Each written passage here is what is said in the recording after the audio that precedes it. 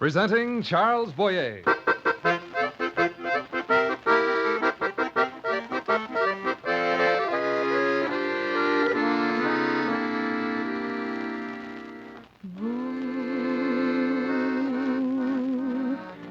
Qui passez sans me voir.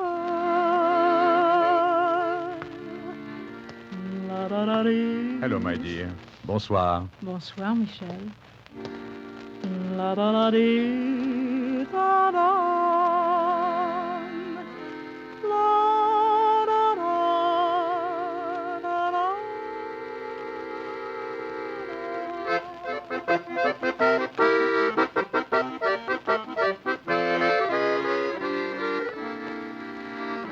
The National Broadcasting Company takes pleasure in presenting Mr. Charles Boyer as Michel. And who is Michel? Not an easy question to answer, for Michel is a great many people. Oh, he is only one man, indeed, but what a man. Capable of assuming a personality to fit any stratum of society in which he might find himself. Equally at home in the most aristocratic castle or in the murky smoke of Montmartre. At ease with kings, delighted with queens. Michel at all times has a great asset and a great weakness. His asset, love for people. His weakness, an eternally empty pocketbook. And so that is Michel, who even at this moment scans the faces at a cafe near the Arc de Triomphe, looking for his friend, Bart Conway. Oh, there you are, Michel. You're late. I was afraid you weren't going to join me for dinner tonight. Oh, how could I allow myself to disappoint you, Mr. Conway? Besides, I could not allow you to disappoint my stomach. Bear in mind, my friend, I have no intention of buying your dinner unless you give me a good story in return. Now, let's get down to the meat of the thing. The meat? Oh, yes. Shall we order? The meat of your story. Oh. I want to know what I'm buying from you before I get stuck with a 20,000 franc check. Very well. This is the story of my wife. The story of your wife or your life? Of my wife. W-I-F-E. I never knew you were married. I never was. That's what makes the story so interesting. I call it the lady in question. Lady in question? Yeah, she was in question in more ways than one. It seemed that the entire Paris police wanted to question her. Whatever for? Now, let me see. The tournedos of beef must be very good tonight. Go ahead, order them. Order the whole blame menu. Oh, and champagne? You may clear out the entire wine cellar, but tell me the story. Well, it started in the mildest of all entertainment, a newsreel theater.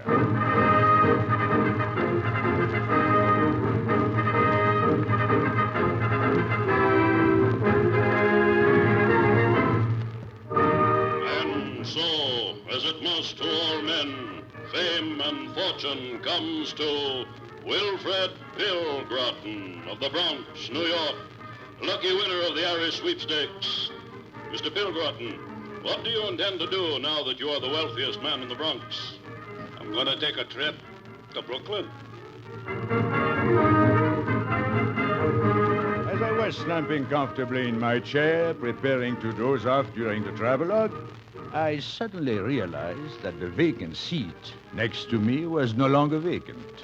It was pleasantly filled with a tailored tweed suit of American make, which in turn was pleasantly filled by a tailored feminine figure, also of American make. Come with us, friends, aboard this little Norwegian fishing boat for a journey through the sun-drenched fjords of Norway. But I was much more interested in watching the young lady at my side than in watching the fjords go by. In the unsteady light from the picture screen, her face looked white with terror. Her eyes stared straight ahead, as if hypnotized, and her hands clenched tightly the arms of her seat. Turn around. Look down the aisle. Yes? Is there anybody there? No, the theater is almost empty. Oh, they're following me. I've got to get away from them. They're following me. Now, be calm, my dear lady. There is no one following you. Yes, there is. I just slipped in the theater to get away from them, but they'll find me. And at dawn each morning, these picturesque fishing smacks slip out of the fjords to cast their nets into the North Sea. I'm like a fish caught in a net. Of course, the light is not very good here, but to me you do not look like a fish at all. Oh, you sound kind. Are you a friend? It is a cardinal principle of my life to be a friend to damsels in distress. Will you help me? I shall be your knight in shining armor. Oh, well, you don't have to do that. But whatever I say, you just agree with me, huh? Oh, I see. Agree with you. Yeah, I don't want you to act surprised at what I might have to say about you. Well, Watch this wise old fisherman as he casts his line into the ocean. Will you do as I ask? I think of he's course got a I nibble. will, my dear. He's hooked. That fish's goose is cooked. I beg your pardon. What's that? I was merely talking to the gentleman on the motion picture screen. Oh. I beg your pardon. What do you wish, monsieur? I wish to ask this young lady a few questions. Oh, so you followed her here? Yes. A very ungentlemanly thing to do. I must insist that you cease annoying this young lady. It is my duty. Permit me to introduce myself, Inspector Crispar of the French Sûreté. Oh, I bet that spells police. you mean this woman is wanted by the police? I merely wish to see her passport. You want to know a real funny thing? You haven't got one. How'd you guess? If you are an American citizen in Paris, you must have a passport. Oh, I don't have to have one. And why not? Because I'm married to a French citizen. Who? You. What? Notice how the poor fish struggles as the fisherman pulls him in. Oh, now, Fred, you promised. Yes, I know, but for you to say that you are married to me in front of all these people. Perhaps we'd better come out into the lobby to discuss this. But we'll miss Bugs Bunny. Come, please. All right, Inspector. And as the sun sinks behind the picturesque fishing fleet, we say farewell to picturesque Norway, home of picturesque... Now, monsieur, you say this is your wife? I said nothing of the kind.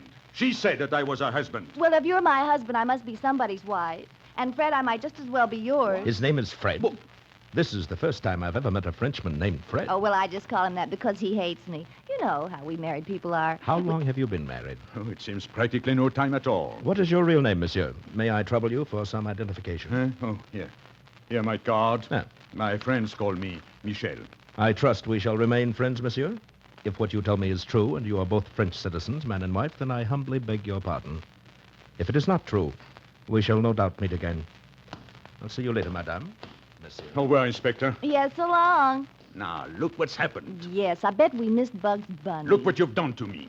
You made me a liar in front of the police. Well, none of us is perfect. That man was an inspector with the French Sûreté. You made him think that we were man and wife. I don't even know your name. It's Susan. Susan McCreary. Now, do you feel better? Huh? No. What do you think will happen when he goes into the archives and finds out I'm a bachelor? Oh, what do you want to be a bachelor for? That's such a dull thing to be. If I were married to you, it wouldn't be dull. I'm certain of that. You know, that's just what my husband says. Oh, so you have a husband. Well, sure. Well, I got two, counting you. Now, my dear lady, matrimony is not like collecting stamps. You cannot fill an album with watermarked husbands. Oh, you poor man. You've been most obliging. Yes, I think I have. You deserve to know the truth. The truth, yes. I shall tell you the absolute, unvarnished truth. Unvarnished. Cross my heart and hope to die. All right. Well, I am an American.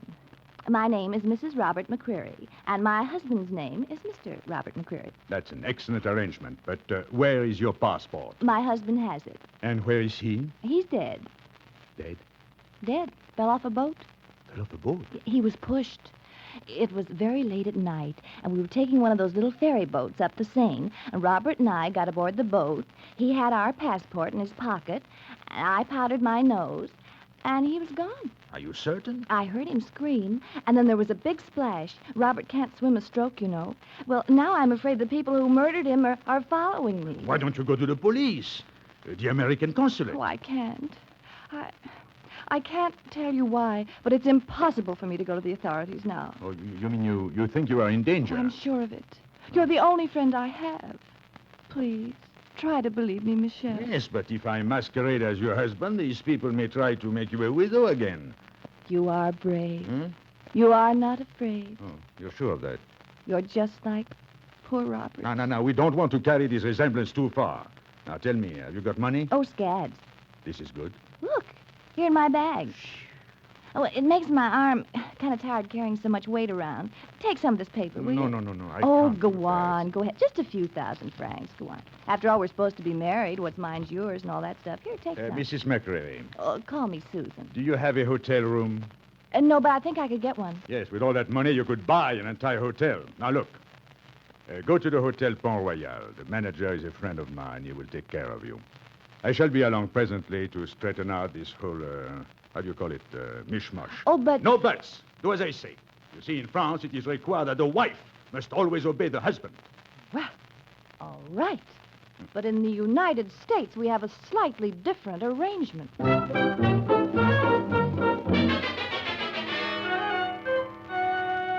What you are telling me is the truth. I swear to you, Inspector, I never saw this woman until she sat down beside me in the Newsreel Theater. Now, she is in this hotel? Yes, come up to her room with me. Question her. You will see that I'm telling you the truth. Room clerk, may I see your hotel register, please? Certainement, monsieur l'inspecteur.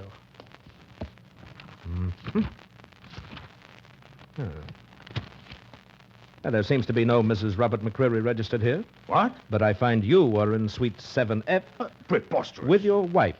Is that your handwriting? Certainly not. Oh, this woman is carrying the masquerade too far. I assure you, Inspector, I am not her husband. Well, let's see what she says to that.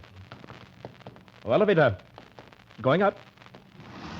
Inspector, she has told me what really happened. You see, her husband was killed, No? and she's afraid that his murderer may seek her life. 7th floor, please. But why, my friend? For what motive? And could her husband fall from a ferry boat without witnesses? Well, it was night. There is much darkness surrounding this entire matter. Oh, here we are. Come with me, Michelle. Let's see, 7F. You will see in a moment everything I say will be true. That I am as an innocent victim of circumstances. No? Oh, Inspector, I'm so glad you're here. I have come to inquire about this husband of yours who was presumably murdered. Who told you that? I did. I told the inspector the entire story which you told me. Oh, you Benedict Arnold. No, my dear lady. I'm merely trying to clear up the confusion. Inspector, do you want the truth? It would help. The absolute, unvarnished truth? Cross my heart and hope to die? Well, That's the man who murdered my husband. aha. Now we're getting somewhere. I murdered your husband? Pushed him off the ferry boat in that cold, wet water. But he gave the impression you were his wife. Yes, wasn't that clever of him? Inspector Crispin, this woman is lying. There is not a word of truth in anything she says. Oh, what a nasty thing to say. You're not only a murderer, you're no gentleman. Inspector, let me... I think we'd better hold you for questioning, Michelle, Put me in jail. until we get to the bottom of this thing. I'm an innocent bystander. Listen to him, Inspector. I'll bet that's what they all say.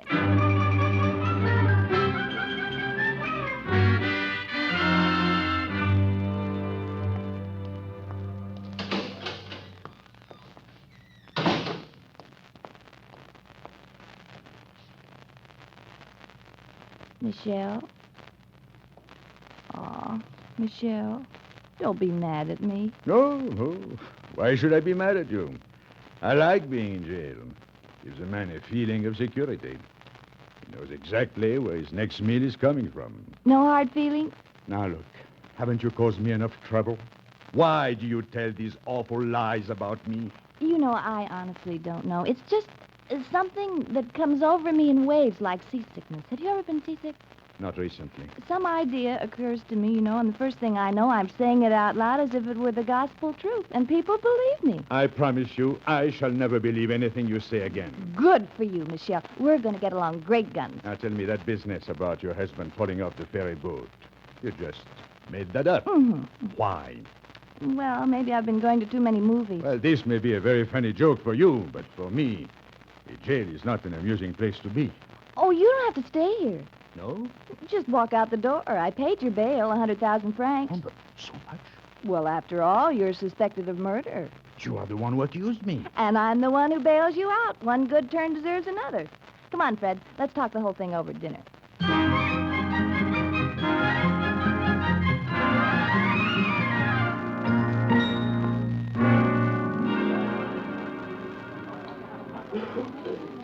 Oh, I never tasted such a good lobster. He must have lived a happy life. More wine. Well, I don't care for any, but I think the lobster's thirsty. Michelle, would you believe that all this fuss and bother could come out of losing a simple, everyday thing like a passport? Now, how did you lose your passport? If we could find that, it might solve everything. You want to know the absolute unvarnished truth? Yes? Cross my heart and No, hope to die. please. Do not tell me the unvarnished truth.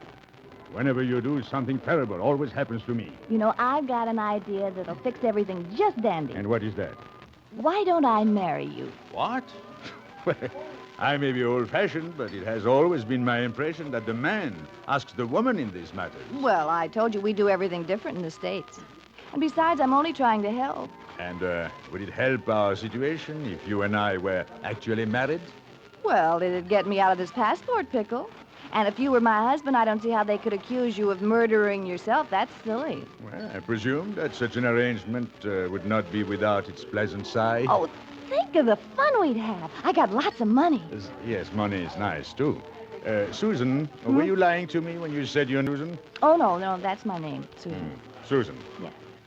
What would you do if I put my arm around you like this? Oh,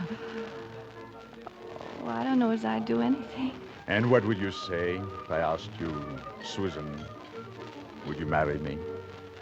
I don't know what she'd say, but you'd sure get a piece of my mind. Oh, Robert. Huh? Who are you? Nobody at all. Just her husband, that's all. You are a dead husband that I murdered? Is she off on that cock and bull story again? Every time I go away on business, she says I've been murdered. Pushed off a ferry boat, I'll bet. That's right. Oh, she told him that in Antwerp, and the Belgian government is still dragging the river. Robert, I hate you. I hate you with a cold, quiet hate. That's a lie, too. She's in love with me. Honey, why did you have to be born with a tongue like a corkscrew? Robert McCreary, I think you owe me an apology for that remark. I think you owe this gentleman an apology for all the rigmarole you've given him. I need something more than an apology. I'm in jail. But I bailed him out, Robert. With what? We're practically broke. Oh, no, we got lots of money now. Look. Susan, where did you get all that money? Did she steal it from you? I never steal. No, I simply met your wife in a newsreel theater. And when the police came to question her... The police? Susan, what did the police want with you? Well, do you want the absolute unvarnished... No, give us the facts. Tell me exactly why the police wanted to question you. Well, I was riding in the metro. You know, that subway thing. I think she's telling the truth. When she looks you straight in the eye, you know she's lying. But when she looks a little shifty, it might be true. Well, I was carrying my little red handbag. You know the one. No, but go on. Well, there was a big crowd on the subway, and they were pushing and jamming and everything. And when I got off... You didn't have your bag. No, I still had a bag, but it was somebody else's. Tell me one thing. Was the passport in that bag? The passport? Because you know what I told you would happen if you lost another passport. Oh, no.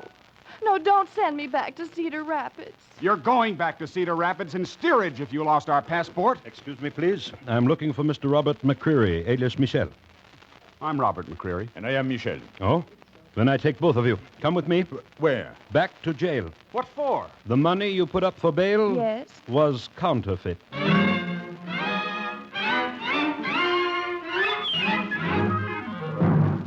Inspector Crispard, this is fantastic.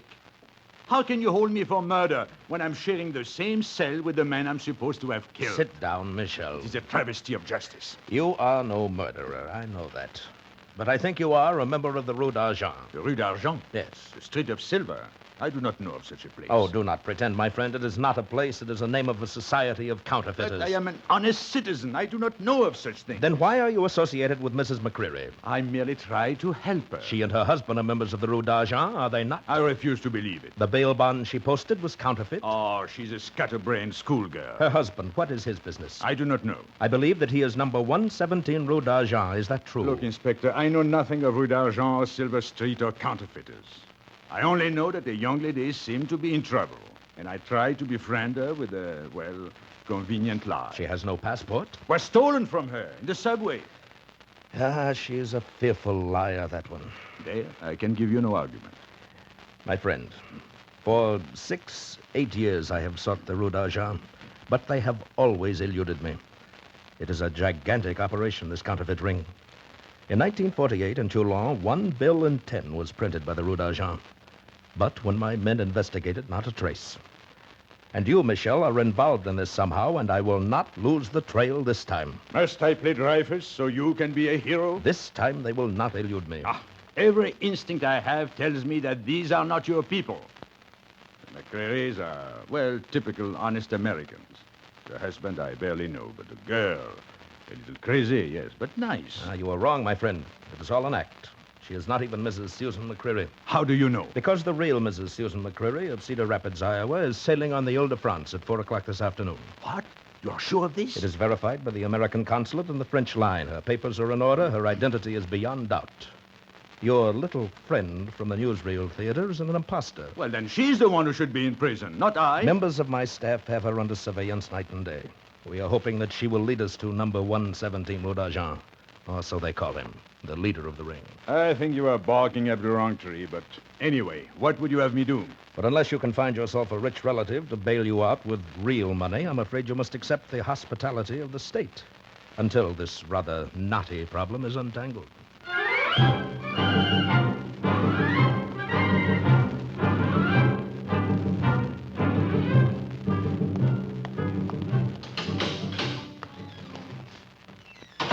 Hi, how you doing, fellas? Everything okay? Susan. Are you in jail, too? Oh, don't be silly. What would they want me for? I just came down to post another bail bond. Oh, my dear young lady, please don't try to give them that phony money twice. This money isn't phony. This is the real thing. Susan, where did you get it? I sold your car. Oh, no. Come on, Michelle. You mean you bailed me out, too? Oh, you're the one that's coming out on bail. Robert's going to stay here for a spell. Susan, is that any way for a wife to act?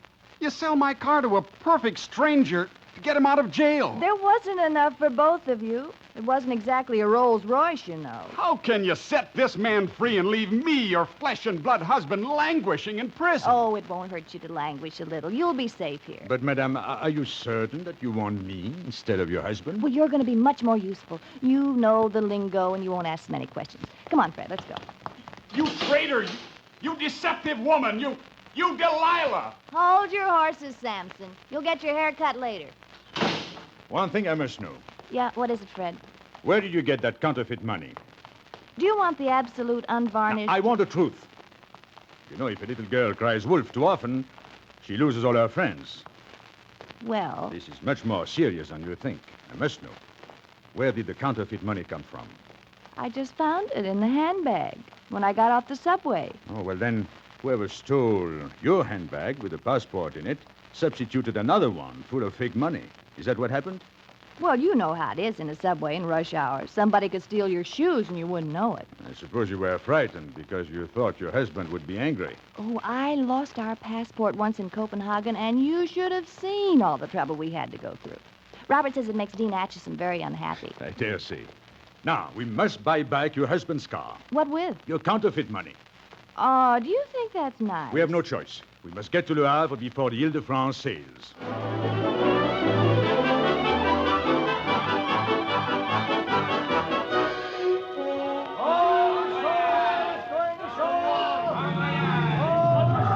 Thank heaven we made it. Oh, what a trip. I think you broke your speedometer. Hurry now, we must get there before they pull up the gangplank. Stop! Stop! You can't go aboard! We're about to cast off! You'll have to hold your sailing. Impossible! The Ile-de-France always sails on time. At 4 o'clock sharp. This is vital. I'm Inspector Bolivar, special investigator for the Bank of France. Oh, Michelle, you old fibber, you. I must come aboard. Credentials? No time. I'll give them to you later. Now, take me to the stateroom of Mrs. Susan McCreary. My stateroom? Don't be silly. I'm not sailing on this Where boat. is Mrs. McCreary's stateroom? Follow me. Well, I just don't understand this at all. First, we drive up from Paris as if we were on the last lap of the Indianapolis Speedway. Then you come on board the ship to see me. That's ridiculous. I'm me. This is Mrs. McCreary's stateroom. Oh, thank you kindly. Who is it? A friend. To wish you bon voyage. I cannot see anyone. I'm ill. Oh, but this is an old friend. From number 117, Rue d'Argent. What? Go away. Don't bother me. Can't you see I've been in an accident? Oh, the poor thing. She's got her hand all bandaged. Madam, you are Mrs. Robert McCreary. I have my passport. I'm an American citizen. You know this woman, Susan? Well, I don't think so, but we sure do look alike, don't we? Yes. Same hair, same coloring. Please, will you go away and let me rest? I trust you will forgive me, madam, but... Oh, get away. Don't touch me. Oh, Michelle, you tore off her bandage. Look at her hand. There's nothing wrong with it. Not a scratch. Get out of my stateroom. This is the woman who stole your passport, Susan. You looked enough alike for the picture to pass, but she put her arm in a sling so she wouldn't have to forge your signature. Did you really steal my passport in the subway? Please, I beg you, let me get away. Let me get out of the country. You're an American. They'll not harm you. But if I have to go back, heaven knows what'll happen. Well, I can't let you have my passport. Sir, are you truly from the Rue d'Argent? Well, if I am... For years I've been trying to break away, to live honestly and free, but they would not let me go. I'll give you all the money I've saved, not counterfeit, the real money, if you'll just help me get away. In case you are tempted, Michelle, Oh, Inspector. I will help you solve your dilemma. The answer is no. Who is this man? You're quite safe with me, madame. I am from the French Sûreté. If you will turn state's evidence, help me find all the addresses on the Rue d'Argent, I guarantee you lenient treatment. You may get as little as 5 years. Please, please, gentlemen, can't you finish your business on dry ground? We are leaving, Captain. Come, my friends. Let me get my bag. Am I a free man now, Inspector? Certainly not. You are guilty of bearing false testimony, of impersonating an officer, passing counterfeit money, and of breaking every traffic law on the statute book. Oh, look. Well, you sure are an old meanie. I guess Michelle solved your old case for you. True. And in gratitude for this, I will not press charges. Well, what about my husband? He will go free at once. Oh, will he be mad at me? I wouldn't be surprised if he wants a divorce. Well, he has the grounds. Say, if I could get Robert to divorce me, maybe you and I could pick up right where we left off. Michelle? You mean marriage? Well, something like that. Oh, must we wait for a divorce? My darling, I wish the captain could marry us right this minute. You're pulling my leg, Michelle. You're fibbing to me. It is the absolute, unvarnished truth. Cross my heart and hope to die.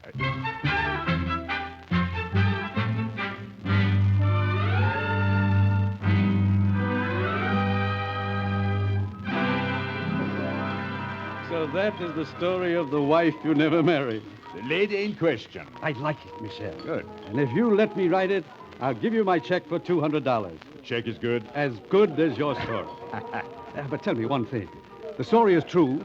You want the absolute, unvarnished? I want to know if the events you just described actually happened. No, Mr. Conway, why should I lie to you? I presume that Susan and her husband are still traveling across Europe. Back and forth, up and down. You didn't tell me. What was McCreary's business? No, he was a spy A spy? for the state of Texas. How can a person be a spy for the state of Texas? That, my friend, is another story. And another $200.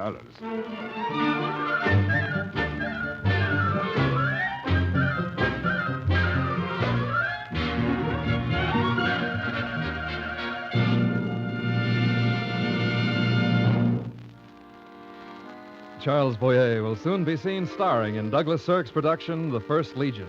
Tonight you heard Mary Jane Croft as Susan and Herbert Butterfield as Bart Conway. Also in the cast were William Conrad, Ken Peters, Kay Stewart, Lou Merrill, Rolf Sedan, and Margot Powers. Our show was directed by Nat Wolfe. Tonight's script was written by Lawrence and Lee. Characters of Michelle and Bart Conway were created by Ernest Voidya and Clement Scott Gilbert.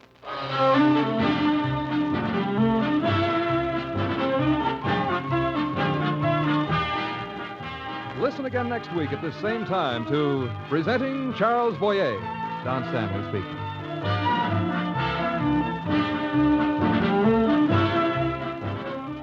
Three chimes mean good times on NBC. The American album of familiar music returns this Sunday over most of these NBC stations. Listen for this series of delightful Sunday evening musical programs. Cavalcade of America will be back next Tuesday, August 29th, with an exciting story from American history featuring Basil Rathbone. And remember, Dragnet will be heard 1 hour earlier starting this Thursday. Three chimes mean good times on NBC. Next, exciting Big Town on NBC. In a moment, transcribed. Presenting Charles Boyer.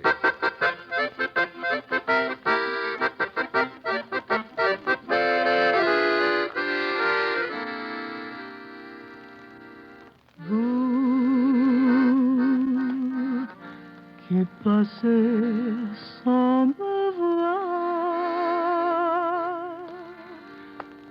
Hello, my dear. Bonsoir. Bonsoir, Michel. La da da dee da da. Da da da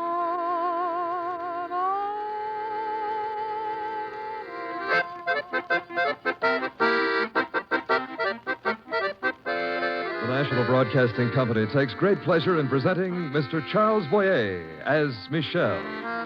And who is Michel? You would not ask that question if you were a born Parisian. For Michel is pointed out as a living symbol of Paris as she ought to be. Impeccable, debonair, worldly without a hint of boredom, but instead an unmistakable lust for the good life. And the good in life is his golden fleece. He looks for it always. And always he manages to find someone with whom to share it. At the moment, his brisk footsteps slow on the Parisian sidewalk as he sniffs the tempting aroma of the cafe before him. He gently pats his pockets, which feel amazingly empty. But before entering, he tosses a coin to the girl who sings. Michel! Ah, Mr. Conway, I hoped you might be here. And a good thing, too, I should imagine. I saw you toss the money to the girl. So? So she sings while you starve. Starve? How can one starve in Paris? Look around you, Bart. Look at the beauty which is everywhere. Drink and eat your fill of it. And while you are so attractively engaged, I will order myself a small fillet of sole with the mussels and a white wine sauce. I really don't know what I did before you came into my life, Michel, before I started buying stories from you. You did not have time for all these delightful things you wanted, even in Paris, because you were constantly trying to find something new to write about. I have made all this possible for you. You're right. You know, Michel, I've been thinking a good deal about you. Oh, I'm flattered. I'd like to ask you a question, a personal one, and one that you certainly don't need to answer if you don't want to. Please do. You've been a most intriguing companion these past few weeks. You're a man who has obviously known a great many people, yet you are always alone. Your adventures have been crowded with faces, but it's you yourself that interests me. How is it possible for such a man to be alone? Not in your stories, Michel, but in your heart. This is a personal question, Bart. I know. There's no need for you to answer. I would like to tell you. Possibly there is a little woman in Passy with 10 children? Somehow I doubt it. You know, I've been asked this question before, but not by a man, however. It was always a lady who suddenly said, "Who is it? Who is it that you must go back to?" Yes, Bart, I would like to tell you the story. But this one is not for sale. Really? Would it be asking too much of your imagination if I were to tell you that I am entirely alone as a result of one very small misunderstanding? I can believe that. Go on. It all concerned just 3 people. Or should I say 4? A woman, of course, another man, and myself. The fourth, well, the fourth was a clock. A clock is not a person. Possibly not. But to some people, a clock has a definite gender. There are many who feel that the AM has the dainty sound of femininity, and that the staccato PM shouts the authority of the male. I think I'm sorry I can't buy this one. You have a poet's feeling for this story. Your words are lush, but convincing. This is my own story, Bart, not for publication. All right. A clock may have its gender, then. In that case, we can think of this particular clock as a living thing. It hangs on the wall at the bend of a staircase in a little hotel on an estuary. It was within hearing of its gentle chime that 2 people, already quite in love, became completely in love. It all began, as things so very often do, at a cocktail party. I do not like cocktail parties, Bart, and I was more than bored at this one. I decided to get myself another drink. It was the only way I could stand it. As I got up... Would you mind getting me one, too? Oh, but of course, mademoiselle. What would you like? Champagne, thanks. See? As if you waved a magic wand. It's coming at this instant. Waiter, here, please. Thank you. Won't you sit down? You were alone, and I'm sure I wanted to be alone just as much as you did. Why? Why? Oh, a lot of people, most of whom I don't know, none of whom care whether I do or not. The horrible knowledge that I wish I was home, and yet knowing that this is where I ought to be. But why ought you to be here? I'm told that one must make contact. Oh, for what? The theater. Oh, then you are an actress.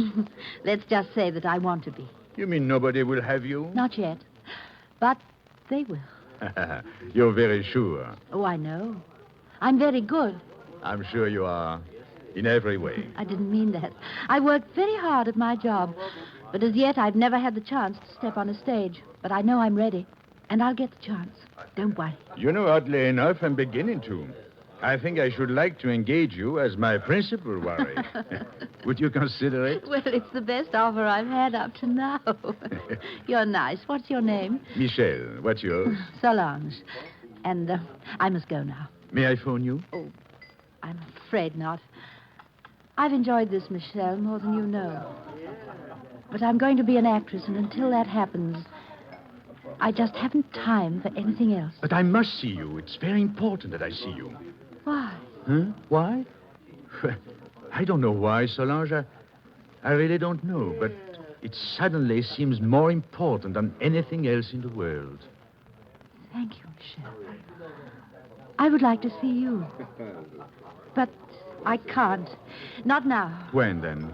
Supposing we say on my opening night, wherever and whenever it is.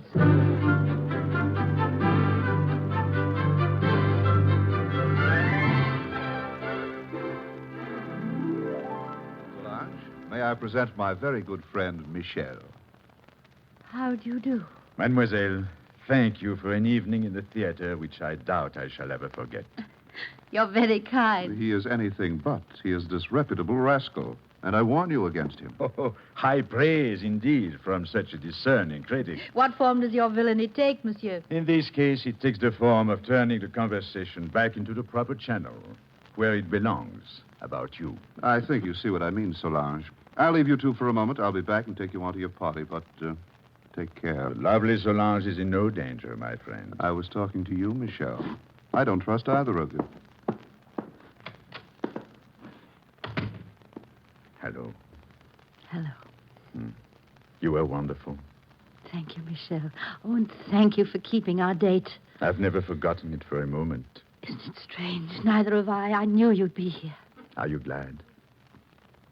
Are you coming to my party? I'm going anywhere that keeps you in my sight. I'm afraid you've been carried away by the sound and fury of an opening night. No.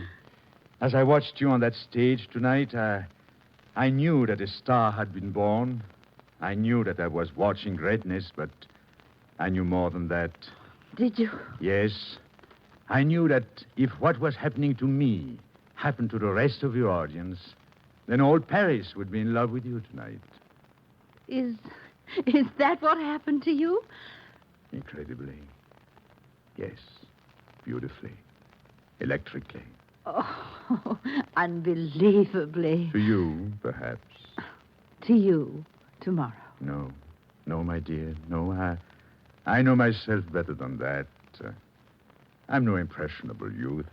My emotions are better trained than to leap at the sudden challenge. No, this has not happened to me before. Not like this. Then I'm glad. Are you? Think a moment. Tomorrow you will be the toast of Paris. All the glamour of your profession will be yours. You will have no need of me. It's not a question of need, Michel. When I saw you again, when you walked in this dressing room tonight, something happened to me, too. Something I did not want to happen. Why? I have my work. I need all my time for it. I have friends, and I'm fond of them, but they leave me emotionally undisturbed, and that is the way I want it. Will you skip the party and have supper with me? No, Michel, I won't. The party is given for me and by my friends, and I shall be there. I don't want you to come, please. And I don't think that I ever want to see you again. Good night, Michel. And goodbye.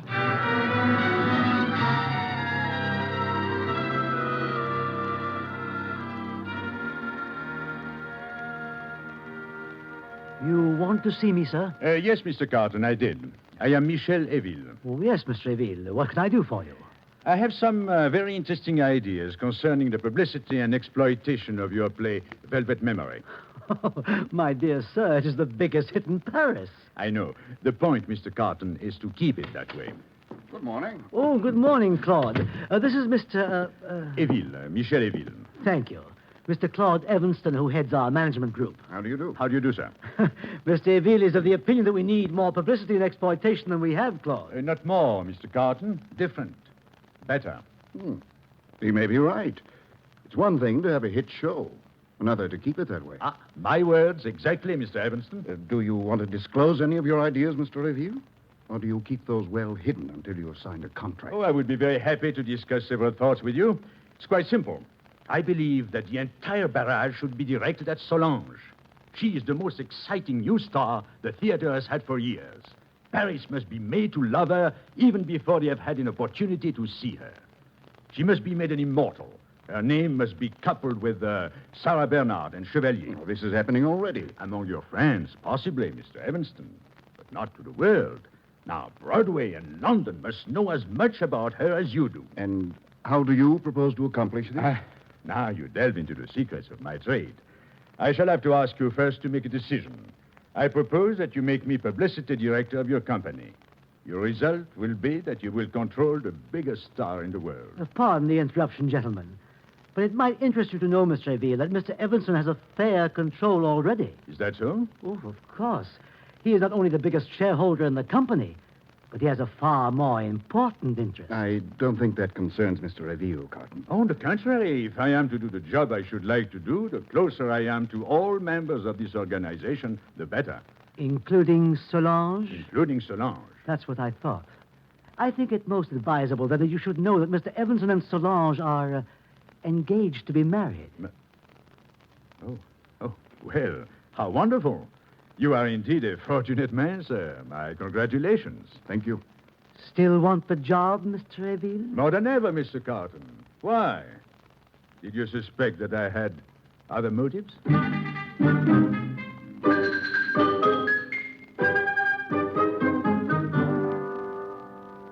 How did you get this job? Are you a publicity man? To answer both questions at once, I think possibly I am the best publicity man in the world. But is it your business? Have you ever done it before? No, I haven't, which I think gives me an approach to the problem which is completely fresh. Oh, this is ridiculous. I can't think how Claude ever... Oh, yes.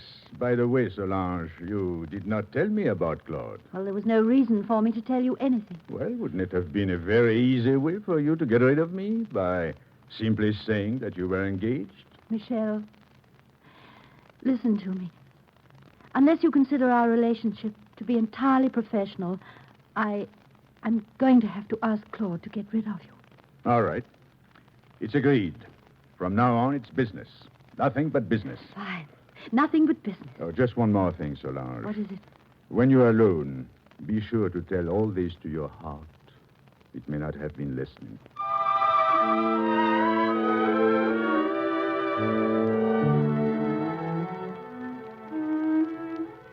Oh, hello, Solange. You will meet me at 9 in the morning for your broadcast over Radio Normandy. Luncheon at Fouquet's with the television people at 1.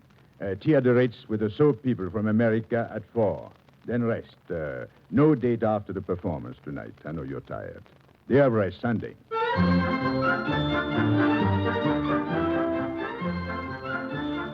Oh, but I hate heights, Michel. I just can't do it. Every cameraman in Paris is waiting up there for you. Come on, come on. Keep your eyes closed. Oh, is there no end to this? Will I ever get any rest? Oh, yes, you will. I have a charming plan. We combine a lot of rest with a little business. Remember? Business? Yes, I remember. Then into the elevator, and up we go. Solange on the Eiffel Tower. Then I'll tell you the plan.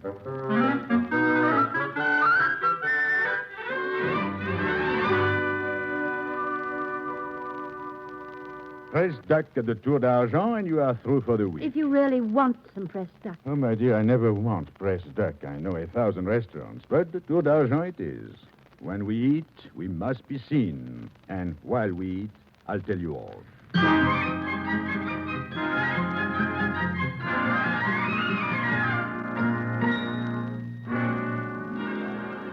Are you very tired? Exhausted. But I must say, Michel, I've never known such publicity. It's been worth it to the show, I know. Thank you. I'm afraid it will be my only effort in this direction. I could never do it with anyone else. That's what Claude says. Isn't he pleased? Claude is a good businessman, Michel, and a good gambler, too. He knows how to bide his time. He thinks you're in love with me. But he's too good a businessman to object until I've finished the job I'm doing for him. Perhaps. And, do you think I'm in love with you? You couldn't be. No man could put me through what you have if he were. You asked for it I know I did, and I've gone through with it. for the good of the show. For the good of the show. Good girl. Oh, did you ever give your heart the message I sent it? Yes. No answer. Don't, Michel. You've been wonderful up to now. Tell me your plan. I will. There is a little inn about 50 miles from here. It's on a quiet river, filled with peace and rest. I want to take you there. Michel, I ask you. No, you don't understand. This is a different kind of exploitation. Pictures, lots of pictures. Away from the glamour and world of the theater and the city. The simplicity of the countryside. You know, feeling the pulse of the people. I've already spoken to Claude about it. Did Claude agree to this? Completely. We close the show for 3 days over the holiday next weekend. It's perfect timing. Do you propose that just you and I take this trip together? But of course. We have proved that we work beautifully together. We have proved that we are completely professional. And now we have the chance to prove just one more thing. And that is? That our relationship forever will be strictly business.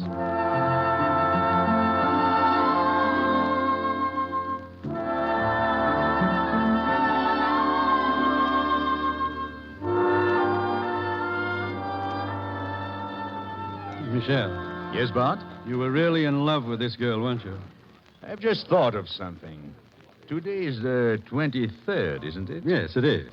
It is always on the 24th of this month every year What is? that we turn back the hands of the clock. Oh, I haven't told you about the clock, have I, Bart? But I will. Are you sure you won't let me use this yarn? Quite sure. If anyone ever writes this, it will have to be after 2 people are dead. And the clock stops running forever. I guess you really mean it. I had an idea you'd sell almost anything. Beautifully phrased, my friend. I will sell almost anything. But nothing that really matters to you. Like honor, a certain type of honesty, or an old clock, for instance. That's right. An old clock that hung at the bend of a winding staircase. A clock mellowed by age, yet fashioned with such loving care that it never refused to intone the time of day to such as cared to listen. Solange and I were 2 of these. And as we came up the stairs that first day, it was just exactly 12 o'clock. What a lovely sound. Listen, Michel. Yes, charming welcome from a very old host. Oh, I'm glad you made me come down here. From the moment we walked in, I've had a feeling of peace, of a special kind of security. It's what you need. Here is your apartment, my dear. There is a little fire burning, and I have arranged to have a tray brought up for your luncheon. Oh, but how absolutely delightful. Oh, nothing could be prettier. And you will be happy here. Well, I will leave you now. Just rest, and tomorrow we will go to work. How strange to think of work in a place like this. Oh, it will be a complete vacation with a camera. Good night, Solange.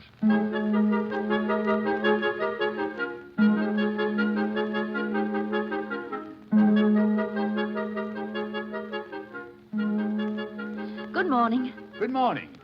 Oh, you look like an angel. At least I slept like one. Will this dress do? Oh, perfectly. We will photograph in color. Complete simplicity is the keynote. And I've had a picnic lunch packed. Delicious. And here is a little fishing rod for you. While I photograph, you shall try to catch me my dinner.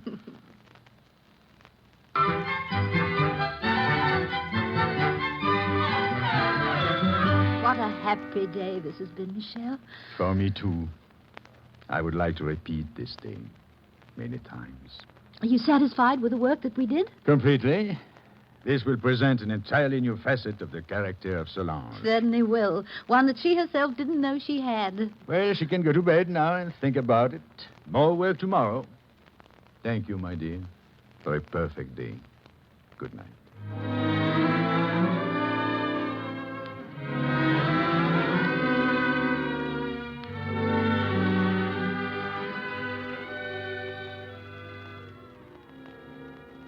And that's the last shot, Solange. Our work is finished. Our vacation, too. It's hard to think of going back. You've been happy here, haven't you? Divinely. Thank you, Michel. You arranged everything so beautifully. That was my intention. I wanted absolute perfection for you while you were here. Why don't you have dinner with me tonight? It's our last night together. There is nothing I would like more, but isn't that cheating a little? We have an agreement, you know. I know. My agreement. Well, if I made it, then I can withdraw it. Withdraw it? Well, partially withdraw it. I don't think that is quite possible. Why not? Every day at exactly the same moment, that old clock on the stairs chimes its delicate melody 12 times. As long as it lives, it will continue to do so. Well, my dearest, just like that clock, my heart beats out its message to you each day. I love you. I love you. I love you. It's still true, then. It's been true since the first moment. It will be true as long as this heart lives. There's nothing I can do about it. There's nothing that will ever change it. I told you that something had happened to me, too. I've done everything to dismiss it from my mind and from my heart. It's impossible. That's why I was afraid to come here with you alone. I knew that just as I knew it about myself. I took advantage of it. Yes. I was not going to stand idly by while 2 lives were thrown away. At least without putting both of us to the test. What possible test is there? The test of discovery. The discovery that neither of us can or will live without the other. That's why I planned this trip. But, Claude, he's been so much a part of my life. He has been kind and generous. Do you love him? He's been like a father, a family. He has guided me. Do you love him? He has made my entire career. Solange. Yes, Michel. Do you love me? Yes, my darling. I do. I do. That is the first time I've ever kissed you, my dearest. I think it is the first time I've ever kissed anyone. I've waited so long. We will be married, Solange. I will explain to Claude. He will understand, for he, too, has always loved you. I don't know that I will ever have the courage to face him. For our honeymoon, we will come here, to the little inn, where our lives can be governed by the chimes of the clock. I think it was the clock that made it impossible for me to go on, Michel. Those clear, sweet chimes insisted that I tell you the truth. I think that whenever shame or deceit look tempting to me, I shall always come back here and just listen. I hope that for always we will be listening together, my dearest. For me, the chime of 12 o'clock will always make me see a picture of you listening at the bend of a staircase. I love you, Michel. I love the poetry of your thoughts and the tenderness of your words. I want more than anything in the world to be your wife. I shall spend my life making you happy. Beginning as soon as I can get to Paris and have my talk with Claude. Are you going now? Oh, yes, my darling. I'll drive back tonight, see Claude, and meet you in Paris tomorrow. I understand. Oh, but Michel, are you quite sure? Michel, are you sure that you want me for always? For always. Where shall we meet? Where we first really met. Backstage, in your own theater. In my dressing room.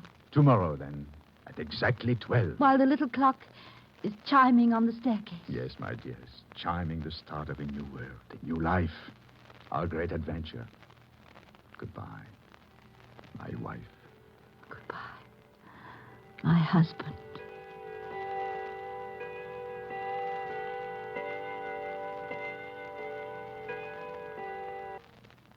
Good evening, Fernand. Good evening, sir. Well, it looks as though everyone has left. Oh, it isn't midnight yet, is it? No, sir, about quarter of. Is Mr. Evanston here? I've been trying to find him. He was here today around noon. He left about 1 o'clock. Oh, well, I'll have to see him tomorrow then. Guess it can't be helped. Then if it's all right with you, sir, I think I'll close up. I'd like to get home myself. Here you are, then, Fernand. Take this and get yourself a bite of supper. Oh, thank you, sir. I have an appointment with Mademoiselle Solange. She's waiting for me in her dressing room. We won't be long. Well, I guess maybe you'll have to see her tomorrow, too. What do you mean? Isn't she well? But she played tonight, didn't she? No, sir, she didn't. The understudy did very well, though. Fernand, where is Solange? I don't really know, sir. You see, at 6 o'clock tonight, she and Claude Evanston were married.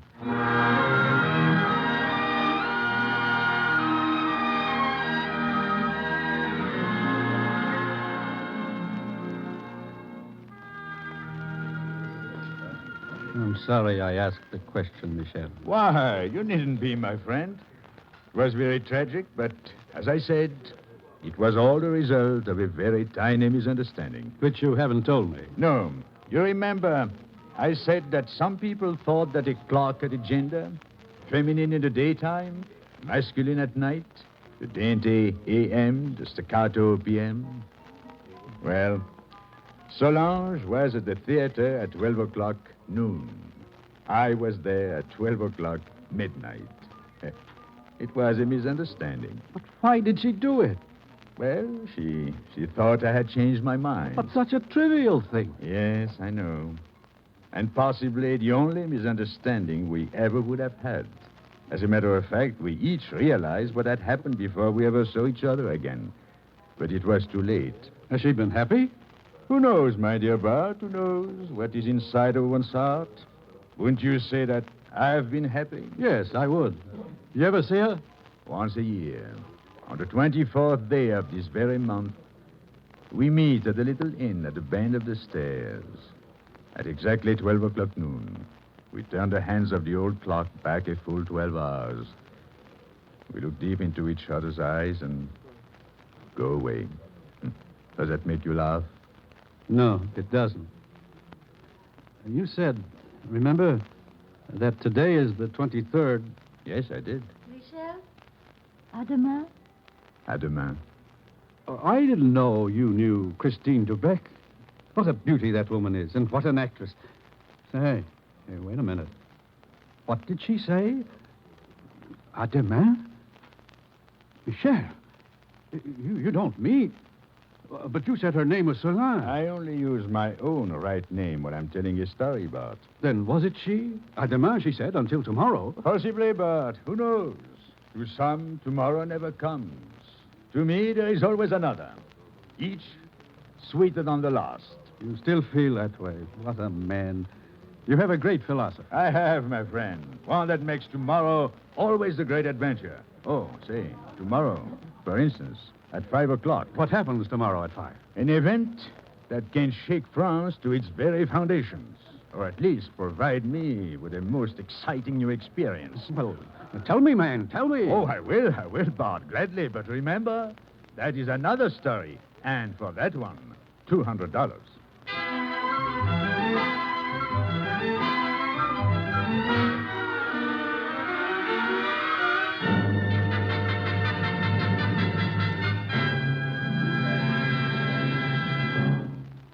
Charles Boyer will soon be seen starring in Douglas Sirk's production, The First Legion. Tonight you heard Edna Best as Solange and Herbert Butterfield as Bart Conway. Also in the cast were John Stevenson, Hy Averback, Victor Rodman, Rolf Sedan, and Margot Powers. Our show was written and directed by Nat Wolff. Characters of Michelle and Bart Conway were created by Ernest Voidja and Clement Scott Gilbert.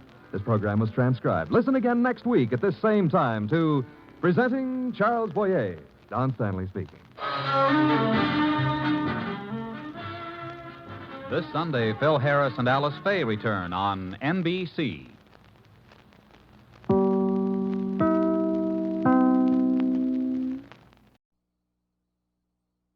In a moment, transcribe Presenting Charles Boyer.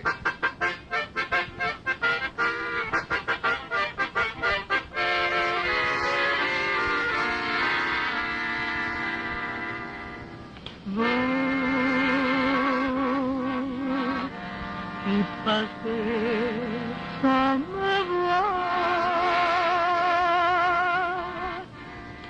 La la la dee. Hello, my dear. Bonsoir. Bonsoir, Michel. La la la dee. Da da. La da da. Da da.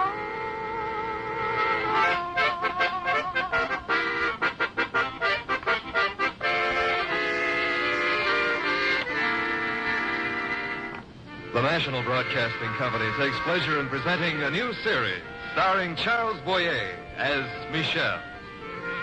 Michel is a citizen of Paris and a citizen of the world. He's a lover of all the good things in life. As he sits in that fashionable restaurant, one would never know that the elegant Michel does not have a single sou in his pocket. Mr. Conway, this was an excellent dinner. Every course has been a sheer work of art. And how do you feel about the paintings on 100-franc notes? Beautiful. These are the kind of paintings I would like to collect. Well, Michel, in order for you to enjoy this artistic dinner, I will have to be separated from a whole pocketful of masterpieces. Oh, but Mr. Conway, think. A dinner alone is like a solo instrument playing by itself in an empty hall. A dinner with good company is like a symphony. You're full of wonderful figures of speech, but I want a true story tonight. I have an assignment to write a piece for an American magazine about a painting in the Louvre. I've been wandering through the place until my arches are dropping, and I haven't hit on an angle yet. Oh, but my friend, there is a story in every stone in the Louvre, in every brush stroke of every painting. Think of the Winged Victory standing mightily atop the marble stairs. Think of Venus brooding in the great moonlit silence down that long corridor that seems as endless as time. And think of painting 137 in the main gallery. Yes. What about painting 137? This is a story I myself lived, my friend. Well, tell me. There's $200 for you if this is the yarn I need. $200? I wish I had enough money to buy every painting by every novice painter in Paris. For all of them need encouragement. When an artist is just beginning, a mere smile of appreciation is like a gift from an emperor. Now, go on, Michel. Go on with the story. Which perhaps we should call The Adventure of Painting 137. Many years ago, I shared an attic apartment on the left bank with a struggling young painter. His name was Raymond Rameau. He was a colorful personality, as most artists are. But he felt his failure even more than any of the others. For inside his head, he had a dream. Michel, come here. Look at this. Oh, have you finished your new painting, Raymond? I've just filled in the last few touches on the trees. Most of the work I did in the park when my subject was all around me. So? Well, how do you like it? Well, I think it's very good, Raymond. You know, I'm no art critic. I know very little about these But what things. does it say to you? What do you hear when you look at it? Well, I see a park in Paris, a very lovely park. And the trees are so green, it's quite obviously spring. And these two things that... What are they, those two figures? They're a bit vague, but they might be lovers, strolling arm in arm. Oh, I am a failure. I am no good at all. The painting is worthless. Oh, you're wrong, Raymond. It's a beautiful painting. It's fresh, almost alive. But you do not hear the park. Hear it? Yes. This is the dream I have had inside my head, Michel, that when people see my painting, they will hear the wind in the trees, they will hear birds singing, the heartbeat of the lovers, the music of a romantic dance band in the distance. I want them to hear as well as see all the magic of this Paris park. Look, perhaps you are expecting too much from a mere canvas and some tubes of paint. Oh, if I am a failure, Jeanette will have nothing to do with me. What can I tell her? She's coming here tonight. My shoes are not sturdy enough even to take her for a walk. And if my work and my love are both failures, why should a man live? My dear friend, genius is merely the talent to resist discouragement. One must continue to hope. I'll tell you what I'll do. A distant cousin of mine is an art dealer. He has a fine shop on the avenue of President Wilson. I personally will take your painting to him. If he buys it, you can take your Jeanette to that enchanting new cafe on on the Boulevard Saint-Germain. You are better than a friend, Michel. You are my brother, my father, my patron.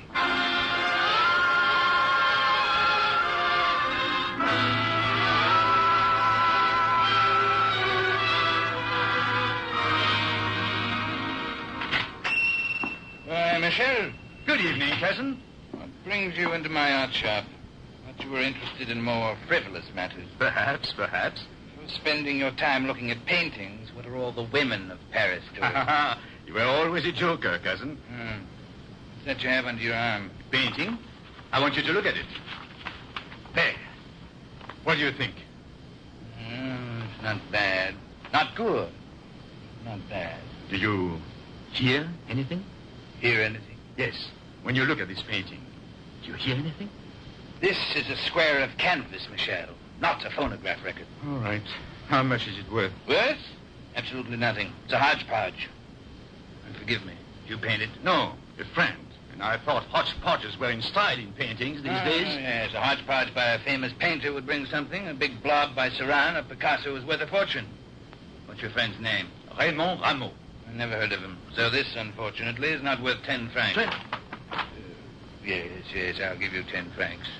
This is a stout piece of canvas. Backside can be used. But couldn't you keep it in your shop on consignment? Perhaps a customer might take a fancy to it and pay a few hundred francs. Who buys paintings by unknowns? Paris is filled with unknowns. If I bought all the paintings, I'd be bankrupt by morning. But don't you ever gamble? One gambles at Monte Carlo, Michel, or at the racetrack. In the world of art, you bet only on the sure thing.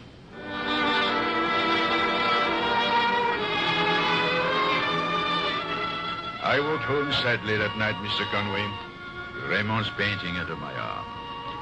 And all along the street, I saw the flickering lights from the musty attics, the poets, the sculptors, the painters, wooing with words and clay and paint the elusive mistress, Fame. Well, I climbed the stairs to our apartment. Then I heard Jeanette. She was lovely, but she had a tongue like Jezebel. Do you expect me to wait until I'm 80? Hey, Ma, you don't have enough money to buy a shoelace. You expect to keep a wife with such a fortune? Perhaps tonight we will have good news. Michel took one of my paintings to an Oh, auction. Michel, a fellow loafer. May the fellow loafer come in? Michel, what news? My friend? Oh, you brought it back. I tried, Raymond. I'm sorry. You see? And what were you painting this time? An orange that looks like a firecracker? Chimpanzee that looks like a baby carriage? Or perhaps a baby carriage that looks like a chimpanzee? Look at this one. I think you'll like this one. Here, Raymond. What is it? It's the park, Jeanette, where we have walked so often arm in arm. Now, isn't that a silly thing to paint? Why would anybody pay anything to have this painting? You can walk into the real park free any day of the week, no charge. Look at it closely. Listen to it. Listen to it. Honestly, Raymond, you're even a little more crazy than it's absolutely necessary for an artist to be. Listen, please. What do you hear as you look at this painting? Tell me. I hear an art dealer saying very loudly, I won't buy it. It's a piece of junk. Oh, mademoiselle, I have watched Raymond paint. He puts on canvas what he feels in his heart, and this is good. But what's the point of painting something nobody looks at? Does he paint for the spiders? Well, I believe that artists have a rare gift to see ahead, to chart our feelings 50 years from now. No, you're as crazy as he is. You're a pair, all right. I think you'd better leave. Michel, please. Don't worry. You won't have to kick me out. I was going. But, Jeanette, I adore you. Come around and adore me when you're a success. I cannot love a failure. Jeanette! Good night. Michel, what shall I do? Go to sleep, Raymond. At night, blackness hangs over the city, and the whole world seems to be sitting on our shoulders. But when the sun rises and Paris wakes up, it offers every man a new world, freshness, a new beginning, 24 hours to work and to play and to love. I cannot be such an optimist. Calm. Try to sleep, Raymond. Sleep helps us remember many forgotten things. And sleep helps us also to forget.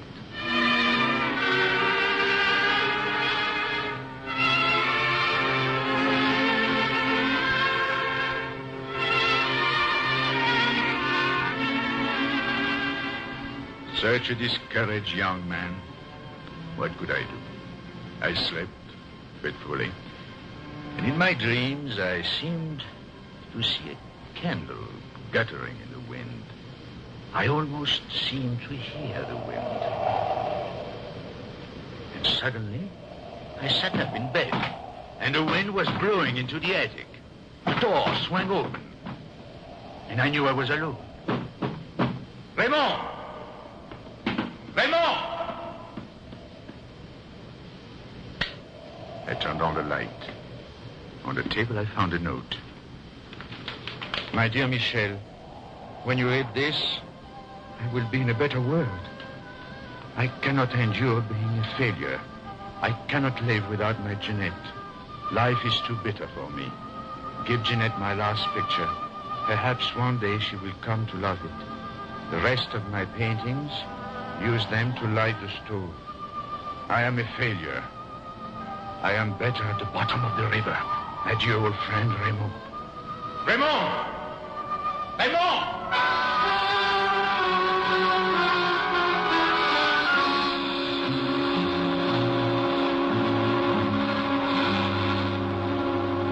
Oh, but surely the police can do something. What? What can we do? Well, drag the Seine. At least find his body. At least let us give him a decent burial. We've done what we can. We have made an entry. Oh, an entry. Frankly, if we spent all our time dragging the river for silly young artists, we'd never catch any criminals. Take my advice. Forget it.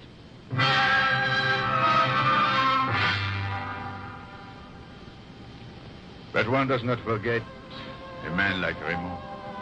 His paintings were everywhere in our little attic apartment. They were strange, perhaps. The Eiffel Tower leaned like the Tower of Pisa.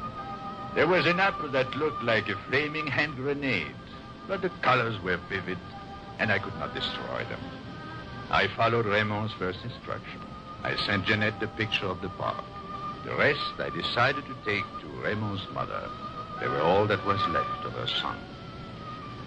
Madame Rameau lived in a little village in the French Alps near Grenoble.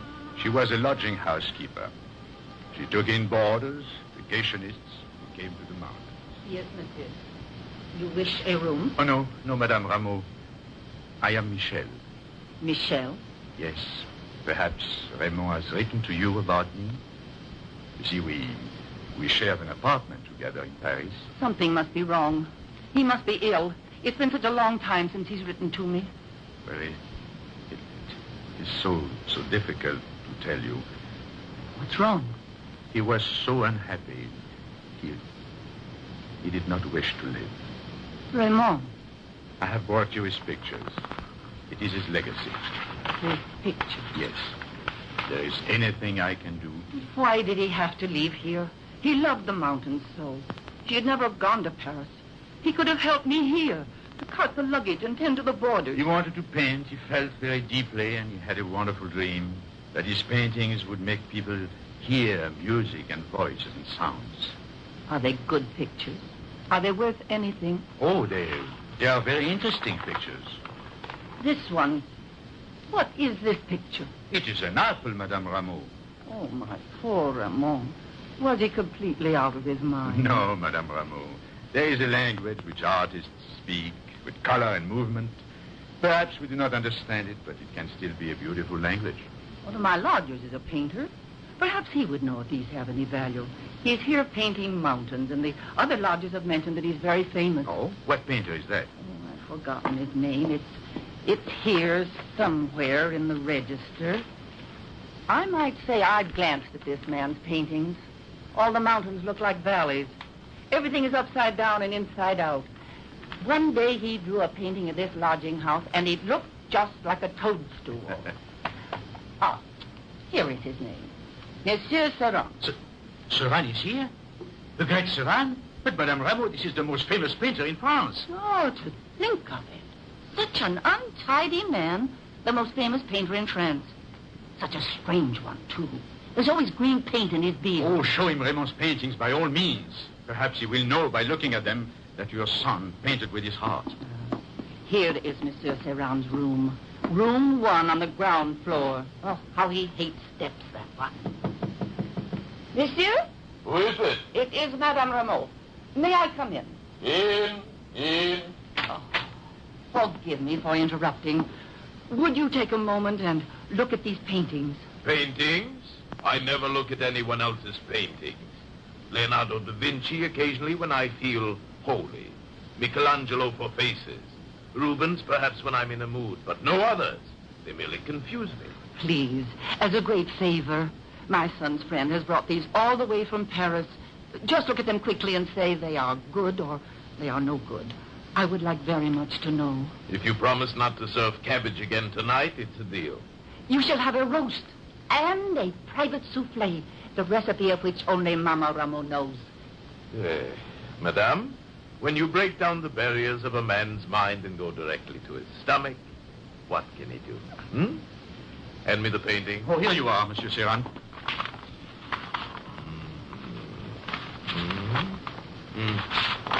Did you paint these? Why, no, monsieur. Who painted these?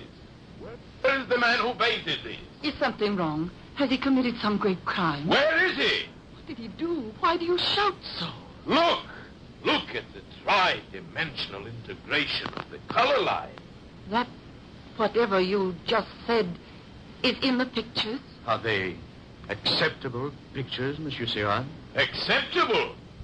Why, any fool can see that the perspective differential and the underlining expressionism is dynamically post-impressionist. Is that good, monsieur? Good? This is the only work I've seen that's better than my own. This man is the discovery of our generation. He is pure genius. Genius? My little boy was a genius. My Raymond was a genius. Well, where is he? Bring him to me. He shall become famous. Where is he? Alas, Richard, he's dead.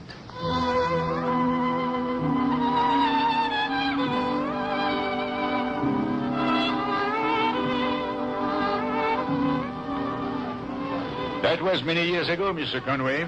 If you read art books, you know that today the name Raymond Rameau is almost as famous as the name Serran. Madame Rameau must have been very happy. Oh, yes, Mr. Conway. It changed her whole life. She was no longer obliged to take in boarders. Why? One still life alone. The piece of fruit. Fed enough to keep Madame Rameau in a ray of fruits the rest of her life. She died rich and content. She left her newfound fortune to a local orphanage.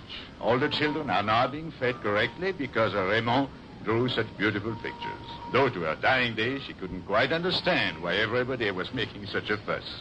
And Jeanette? Jeanette? Well, she sold her painting of the park for a fortune. It now hangs in the Louvre. You must go see it sometime. It's painting number 137 in the main gallery. Did you ever see her again? Yes, once. What was she like? In a moment, my friend. We're getting ahead of the story. For this yarn takes what you writers call an unexpected twist. Go on, Michel. About a year ago, my cousin, the art dealer, came to see me. He was in quite a passion. Cousin Michel, dear Cousin Michel, you must help me. I figured that you needed a favor. I've always been your friend, Michel. And after all, we are blood relations. You roomed with the great Rameau. You knew his work. You are the only one I can turn to. Why should you care about Rameau? You remember I brought his painting to you. You just laughed. Well, you could have had it for 200 francs. Today, it hangs in the Louvre. You could not buy it for any price. Oh, I made a mistake. We are each of us entitled to one horrible blunder in our lives. This was my mistake. You see, young people should be helped. Doesn't pay in this world to be selfish like you. Oh, you are right, cousin. You are absolutely right. Tonight I shall visit the attics of the left bank. I shall purchase the work of an unknown. Well, that does not bring Raymond Rameau back to life. Oh, in his memory, I shall set up a scholarship. Very well. You do not deserve it, but I will help you if I can. Good. After Rameau jumped into the river, you distributed his paintings, right? Yes. Well, I've just had a communication from an art dealer in Montreux in Switzerland. Two paintings, two originals have just turned up. He is certain they are Rameau's. Oh, no, that's impossible. One I gave to Jeanette, who sold it for a fortune. The others I took to Madame Rameau. Oh, perhaps they are some of these. No, they are new subjects, not in the catalog, never before seen. No, they are obviously forgeries. This I must know. Would you, Michel, for a good fee, go to Switzerland and investigate the matter? I must know if they are fakes. You do not deserve any favors connected with Raymond Rameau, but since you mention a fee, after all, even an art lover must eat.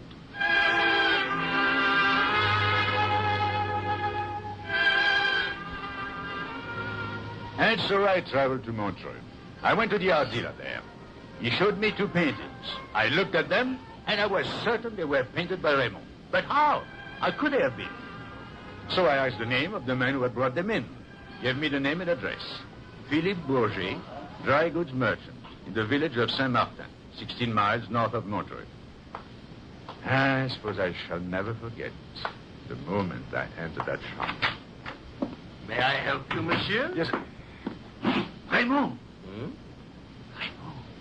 It's you. I beg your pardon, monsieur. You are alive, Raymond. Shh, please, not so loud.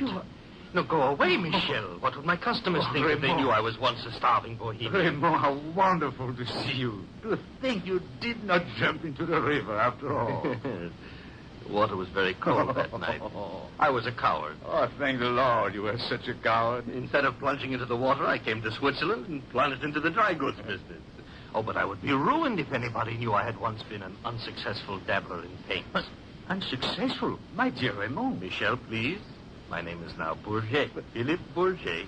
You must meet my wife, my son. Oh, Michel.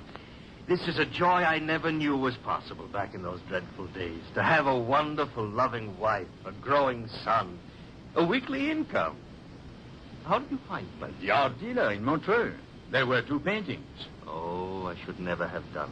I'm happy to see you again, Michel, but I should never have done. No, Mercier, I don't understand this at all. I had an urge to see if I could be successful as a painter now that I am more mature. I thought I would try 2 paintings again, merely as a hobby. As a hobby?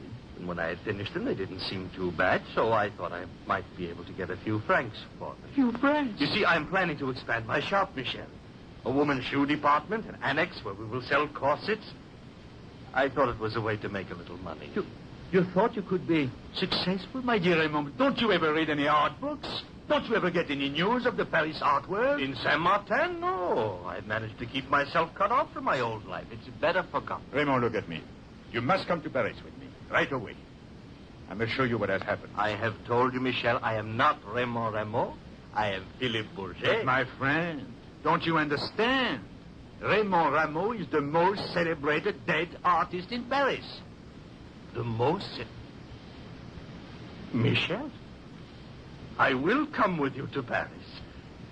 Philippe Bourget will take a short vacation from women's corsets.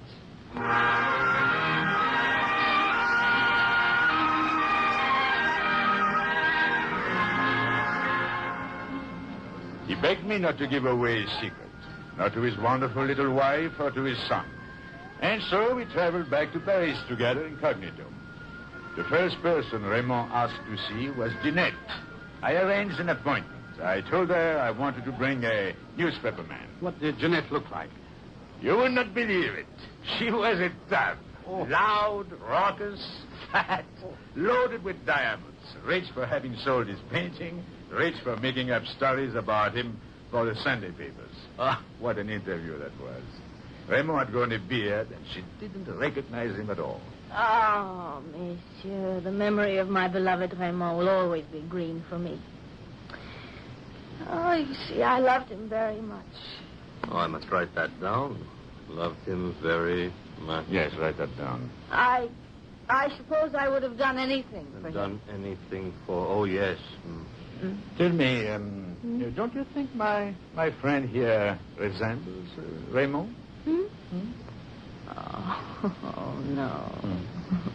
Not for a minute. Oh, he was a different type altogether. Young, romantic. Were you privileged to know the great Rameau personally, monsieur? Yes. Oh? For a while we were quite close. Oh? Slept in the same bed. Ate from the same dish. Strange. He never mentioned you. We had a falling out. Oh. A few more questions, mademoiselle? Oh, no. If you wish to know anything more about the great Rameau, you must read my forthcoming book. It's written in collaboration with a certain newspaper man entitled My Secret Life with Rameau. This is a sequel to my book currently on the stand entitled Raymond Rameau, Painter and Lover. Oh, dear. Oh, yes, monsieur. I loved him very much. Please pass the bonbon. Oh, thank you, mademoiselle, for a most illuminating interview. Oh, now we will bid you good day. Oh, good day, monsieur. Good day. Oh, Oh. Well, you are very lucky, my friend. Oh, the luckiest man in the world, Michel. To think I managed to escape the fate of being married to that painted cow. I congratulate you. Committing suicide was the smartest thing you ever did in your life. I want to go right home. Back to Switzerland, back to my wonderful wife and son, my blessed dry goods store. Now, wait, my friend. We must pay one more visit to the Louvre, to the main gallery of the Louvre, to see painting 137.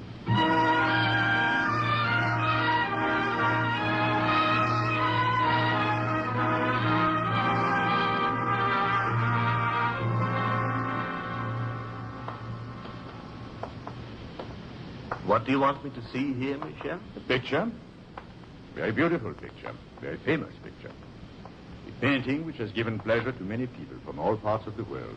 When I was young and foolish, it was my ambition to have a picture hanging in the Louvre. Look, Raymond. Painting 137. The park? My picture? Yes. Oh. I remember vaguely there was something I had in mind when I painted this. Now, what could it have been? Look here in the guidebook. It tells what the picture is about. Isn't that remarkable? Listen to this, Raymond. It says, when people see this painting, they seem to hear the wind in the trees.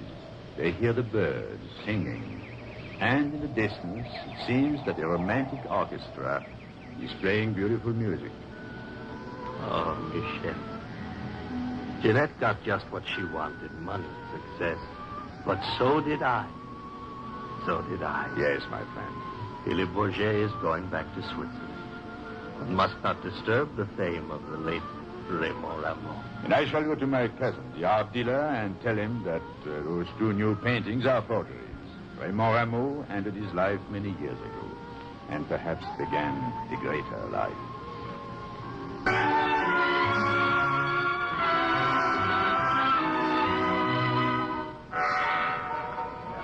And that, Mr. Conway, is the story of painting 137. Remarkable. But to give up fame like that. Why not? Who can say that it is fame which makes a man happy? Raymond wished to be famous so he could win Jeanette. But is he not more successful now? Perhaps you might say his life is a work of art. I must go see that painting immediately. I must stand before it and listen to the sounds and the music. And when you do, please notice the attendant who stands just alongside the winged victory. He looks like an ordinary Frenchman. Isn't he? Oh, no. What is he? That man was once a congressman from the state of Idaho. Well, go on, Michel. Go on. That, my friend, is another story. And another $200.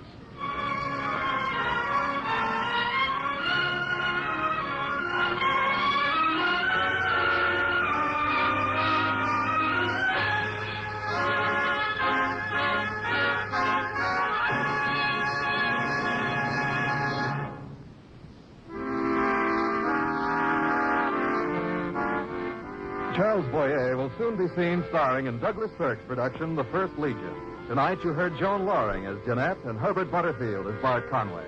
Also in the cast were Larry Dobkin, Raymond Burr, Jeanette Scott, Paul Frees, and Margot Powers. Our show was directed by Nat Wolfe. Tonight's script was written by Lawrence and Lee.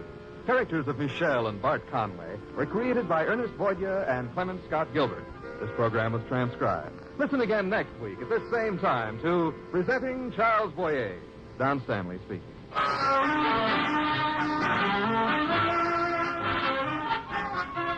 Three chimes mean good times on NBC.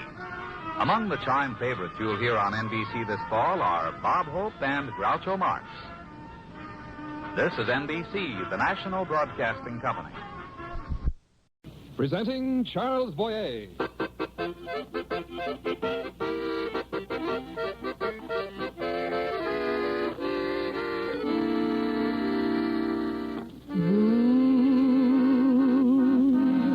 Qui passait sans me voir. La, la, la, dee. Hello, my dear. Bonsoir. Bonsoir, Michel. La, la, la, dee, la, la. La, la, la.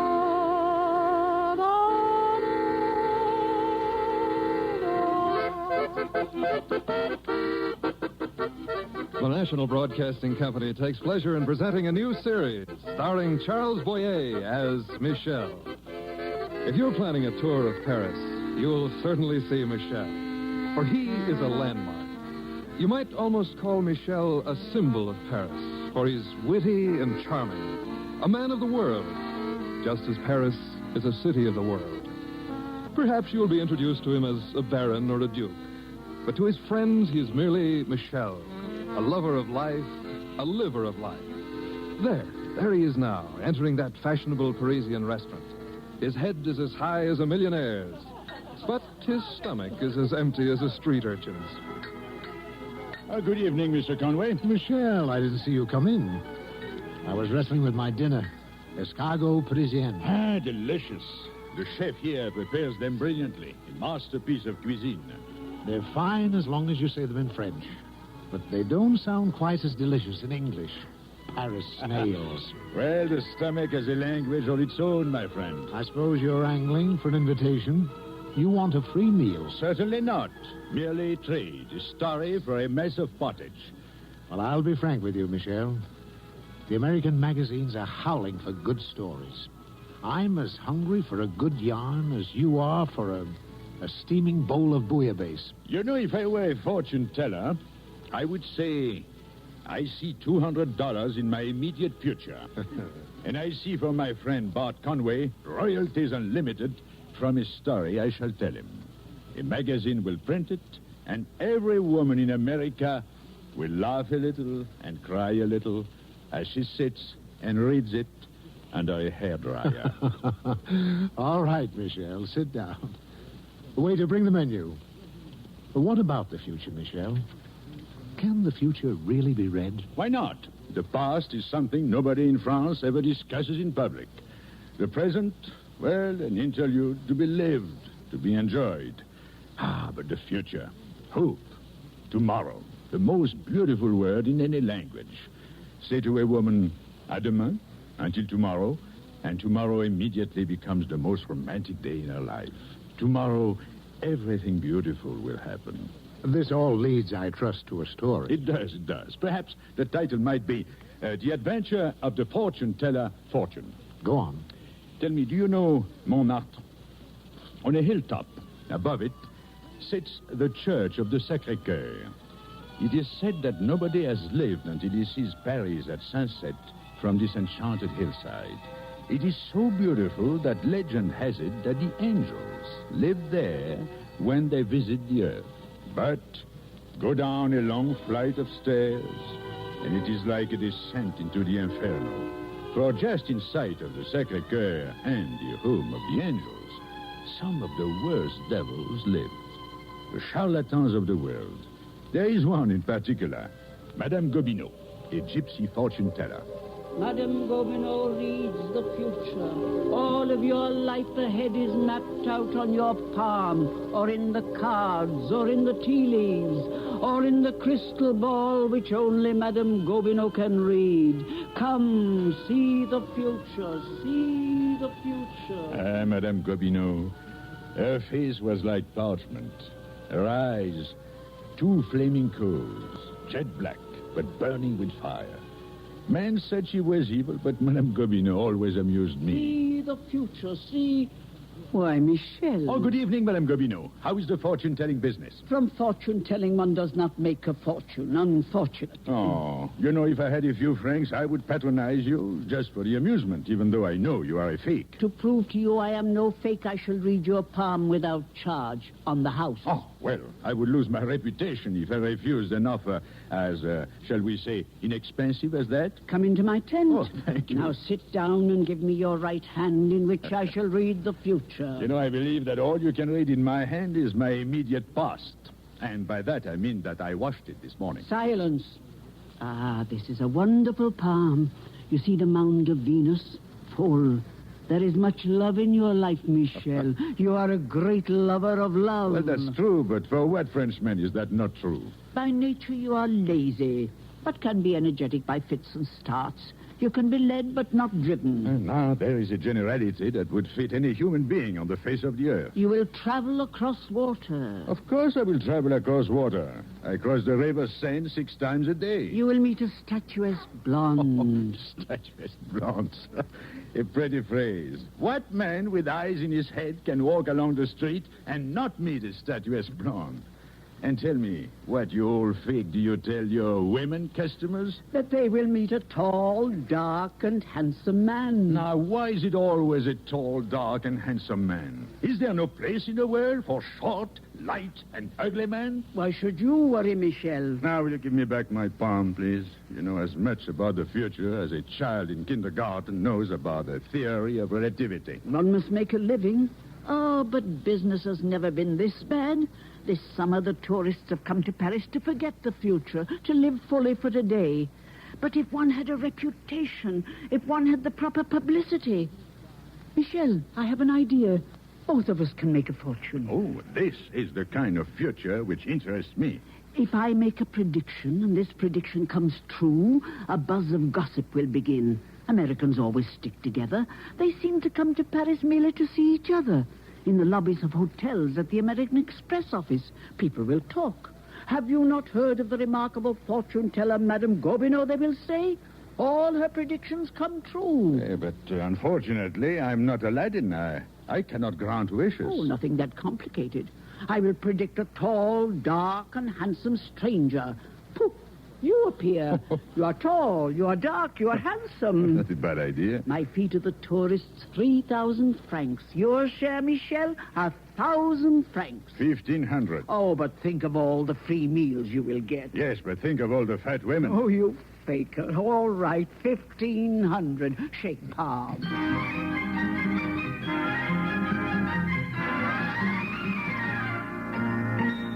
So, our little deal began. You might say that I was an accomplice in the gentle art and fraud of fortune-telling.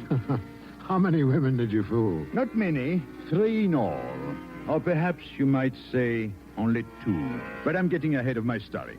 Well, that very night, a rather frightened middle-aged lady appeared at Madame Gobineau's and had a fortune told. She was a school teacher from America. Fortunately, not fat. As a matter of fact, perhaps a trifle too thin. You know, the kind of thinness which comes from teaching Latin to 12-year-olds for too many years. And Madame Gobineau predicted that a tall, dark, and handsome stranger was about to appear in her life. But how did you suddenly appear? Well, there are ways to do it, my friend, so it seems like an accident. One does it with a manner. I bumped into her, literally bumped into her. Oh, I beg your pardon. Oh, I beg your pardon, mademoiselle. Oh, it was entirely my fault. Oh. I was dreaming. I am a dreamer, I'm afraid. But, oh, how strange it is. I was dreaming of an American girl, one who looks remarkably like you. And you are an American also, aren't you? Yes. You know, I suppose this dreaming of mine comes from loneliness. You see, I'm here in Paris, all alone. One should never be alone in this magic city. I trust that you are not alone. Well, I am alone at the moment. I'm with 2 friends from America. Oh, well, perhaps then you would do me the favor, mademoiselle, of helping to overcome my loneliness by joining me for a liqueur. There is a little cafe just around the corner with the most romantic music in Paris. You know, it's the most remarkable thing. A fortune teller told me I was going to meet a man who was... and you are. I am what, mademoiselle? You are tall and dark, and if you'll forgive my saying so, pulchrissima. Which means? It's Latin. It means very handsome. Oh, well, thank you, mademoiselle. And you are like the American woman I never met, who was only in my dream. You will join me for perhaps just one dance? Why, yes. Yes, I will. Oh, thank you. It will be something to tell your friends about. Well, they'll never believe me. You see, they don't think it's possible to predict the future. I think when they hear what's happened to me, they'll change their minds.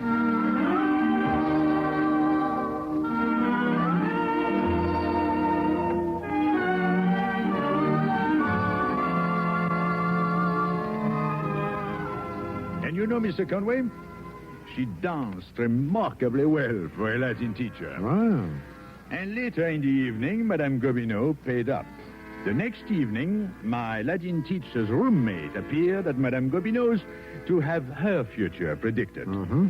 Mr. Conway, you will never guess what the marvelous Madame of Montmartre predicted this time. A tall, dark, and handsome stranger, naturally. Naturally. She predicted a customer would dance on a cloud with a romantic stranger in the most enchanted cafe in Paris. And sure enough, a short hour later, Miss Madeline Curtis of Patrick Henry Junior High School, Cleveland, Ohio, was in that same enchanted cafe dancing with a romantic stranger. Me. What difficult work. By the way, I also made a side deal with the owner of the enchanted cafe. He gave me what you Americans call a kickback. Oh, tough. Well, who could lose from such an arrangement? The Americans were getting a touch of romance. I was getting... A touch? Mr. Conway, you know I don't like that word. Oh, I'm sorry. What was Miss Curtis like? A geometry teacher. Unfortunately, she danced a little too geometrically.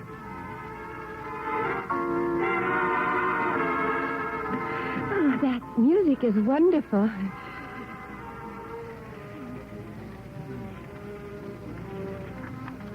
And you dance divinely, Miss Curtis. Thank you. We've seen so many museums and ancient ruins and old masters that I'd forgotten there was any youngless left in Europe. Oh, but you will find a younger spirit in the oldest cities in the world. I suppose it's wrong, really, to be dancing with someone you've only just met. Not at all. You know, one of my roommates, Miss Graves, had a similar experience last night. She went to this fortune teller, Madame Gobineau, her name is. Do you know her? Madam, no, I'm afraid I don't take much stock in fortune tellers. Oh, you're wrong. Well, last night, this fortune teller predicted Helen, that's Miss Graves, would meet a handsome stranger, and sure enough, she did. Oh, coincidence. He took her to a romantic cafe. She couldn't even pronounce the name, but from her description of it, it wasn't anywhere near as romantic as this one. How could it be? She was quite taken with her escort. She thought he was the most handsome man in Paris. Oh, really? I wonder if I know him. And tonight, Madame Gobineau predicted that I would meet you. You mean she mentioned me by name? Oh, no. But her description of you was perfect. The dreamy eyes, the suave manner. Your Madame Gobineau is seeing too many American movies. When I tell Helen about you, it'll make her escort look sick. Oh, I don't know. From what you say, her stranger must have had his points, too. Oh, I'm sure you're much better looking and much more charming. Oh, this dance you're doing is very nice. 1, 2, 3, and step. You know, it's rather like an isosceles triangle or a large rectangle, and on the fourth step you cross the hypotenuse. Yep. Yes, so it is. Well, shall we return to our table, Miss Curtis, and have a bottle of champagne? I'd love to. You know, I didn't take much stock in fortune-telling either. I just went to Madame Gobineau's tonight to keep Ruth from going. Ruth? That's Miss Ward, my other roommate. Oh, and she's also a school teacher? Yes, she teaches English literature. She's the reason Helen and I came to Europe. Oh. I made Helen take Ruth to the ballet tonight. You know, I don't want Ruth to see this fortune teller because now I think she really can predict the future. Oh, I see nothing wrong in a little innocent fortune-telling. It's a lark, an amusement. Well, you see, Ruth hasn't long to live. Oh. But she doesn't know about it. We've kept it a secret from her. We pooled all our savings to bring her to Paris for a good time, so that she could have a taste of life before, while she can. I see. Miss Curtis, you are a geometry teacher, and your friend Helen teaches... Latin. Geometry, Latin. These things seem a long way from the heart. But what you two are doing is very wonderful. Well, it's not easy for school teachers to cut loose. I'd like Ruth to have the fun of going to a fortune teller, but, I'm afraid Madame Gobineau is just too accurate. She'll see death in Ruth's palm. No, I think not. You see, there is a code among Parisian fortune tellers. Oh? In this city of light, of happiness, they do not tell what they read of darkness or sorrow. Oh, if I could be sure. Be sure. Send Miss Ward to the fortune teller.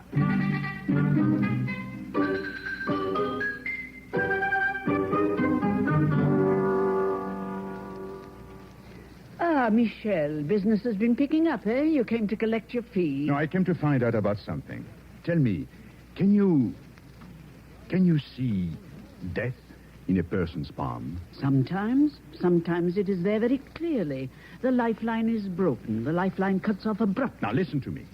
Tonight, a third school teacher will be here to try to get a look into the future. No matter what you see in her hand, you are not to tell her anything sad. Why, Michel, you were the one who did not believe in fortune-telling. It was all Well, poppycock. perhaps I believe, perhaps I do not. That is no matter. What has happened to you? Oh, you and I were such fakes. Worse than that. We are selfish fakes. We meddle in the lives of human beings, and we do it for profit. Well, we must do something to make up for it. What do you want me to do? Tonight, you must sing the words like a poet. You must be eloquent, even beautiful. I've never seen you like this. Now, listen. This one's name is Miss Ward, Miss Ruth Ward. She teaches at a school in the United States, in the city of Cleveland. Her subject is English literature. The name of the school is, the name of an American statesman, Patrick Henry, that's it. Patrick Henry Junior High School. This kind of information is very good for a fortune teller to have, because if you tell them a few truths, they begin to believe all the half-truths. Exactly. You see, Miss Ward is sick. She does not have long to live. But she doesn't know this, and you are not to tell her. Ah, I begin to see. She will laugh. She will be loved. She will dance. She will lead a wonderful, rich life. You will tell her these things. It would be a pleasure. Even fortune tellers enjoy telling happy fortunes. She will find roses at her door each morning, orchids at night. She will wine and dine at the most glorious restaurants and clubs in Paris. There will be much laughter in her life. Be sure to say this. No pain, no sorrow.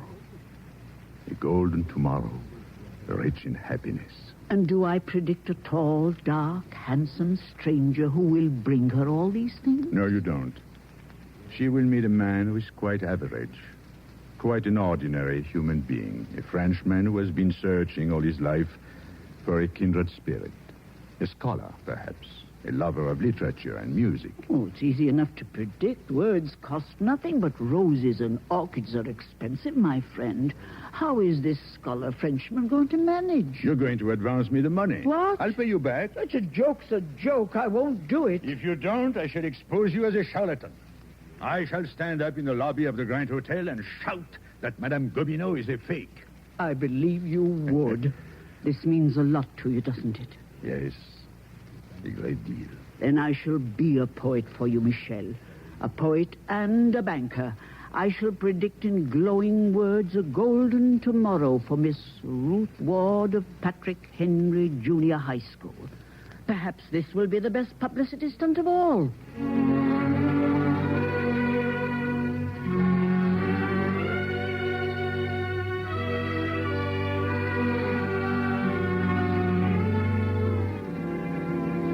Believe me, Mr. Conway, it was not a stunt.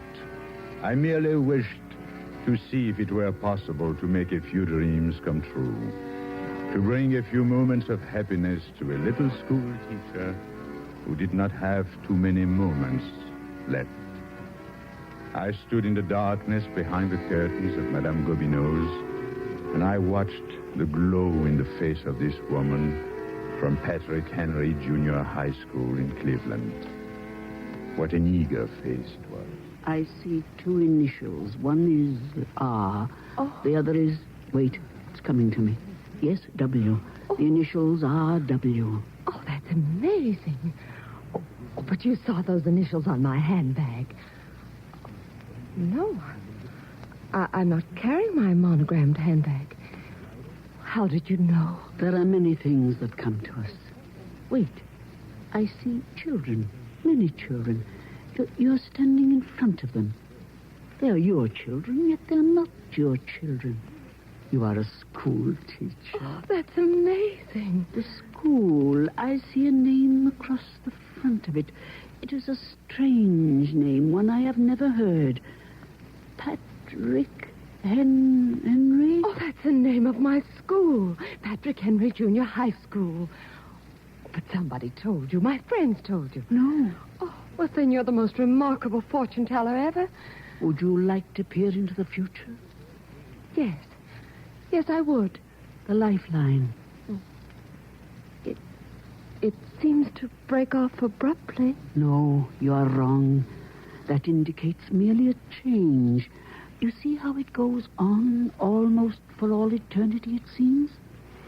Oh, this is a happy hand. I see many things for you. Love and laughter, flowers from a secret admirer, roses and orchids. A Frenchman with a gentle soul like your own, who will show you Paris as only a Frenchman can see it.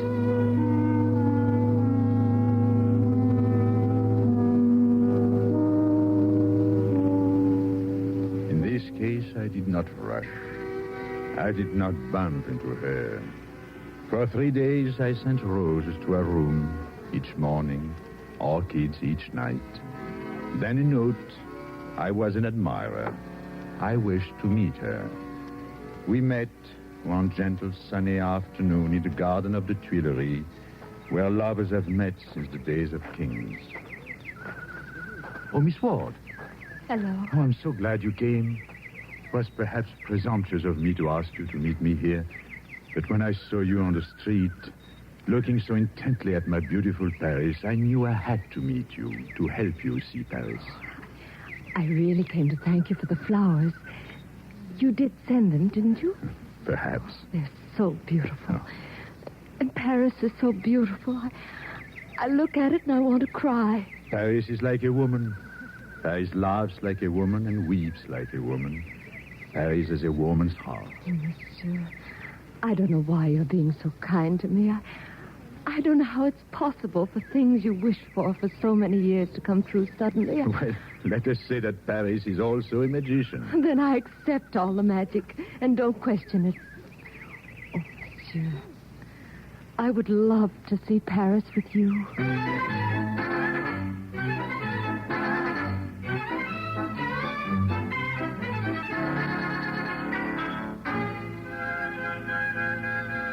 We saw Paris.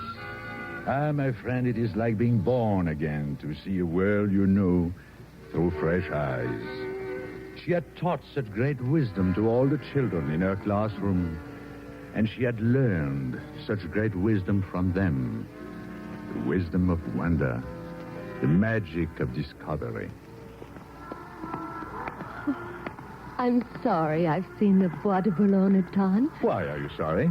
Because I should like to see it again.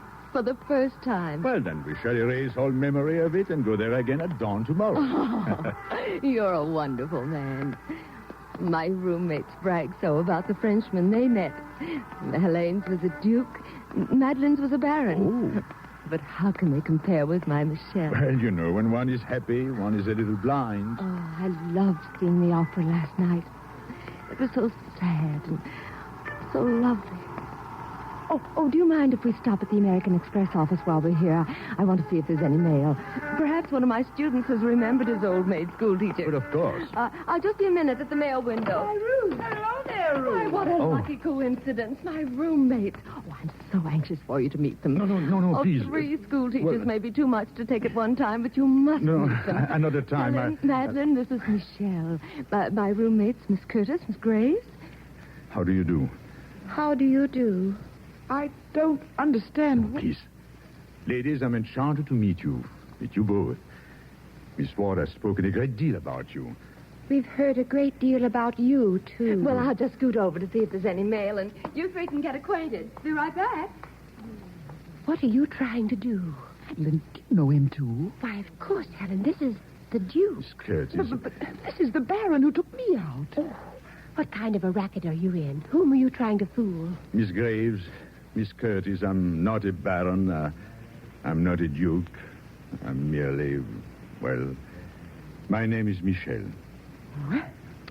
We'll have to tell Ruth this man is nothing but a confidence man. No, believe me. Last week when I took you dancing, Miss Curtis, and you, Miss Graves, I was, shall we say, a promoter, a publicity man for a fortune teller, a fabricator of futures. Well, I am that now, too, perhaps, but in a different way. You're deceiving her. Yes, but you see, Miss Curtis, when you told me about Miss Ward, I decided that for once in my life, deception could do some good. It's a harmless deception. Let it continue the few days that remain. I'm going to tell her it's better that she knows. No, please, Thanks for don't. waiting. One postcard from little tow-headed Ernie Marrow. He says he stopped reading so many comic books and he started reading Mark Twain. Oh, you see, maybe we do some good in this world after all. Ruth. Yes, dear? There's something we have to tell you. Yes? We want you to know that Yes? that your Frenchman is much nicer than either of ours. Oh, yes, much nicer. Thank you, ladies. I thank you very much.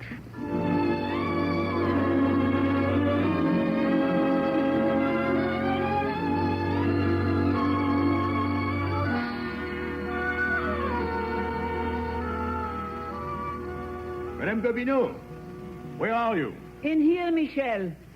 The lifeline, the mound of Venus. Ah, yes, yes. What on earth are you doing? Telling a fortune. Whose?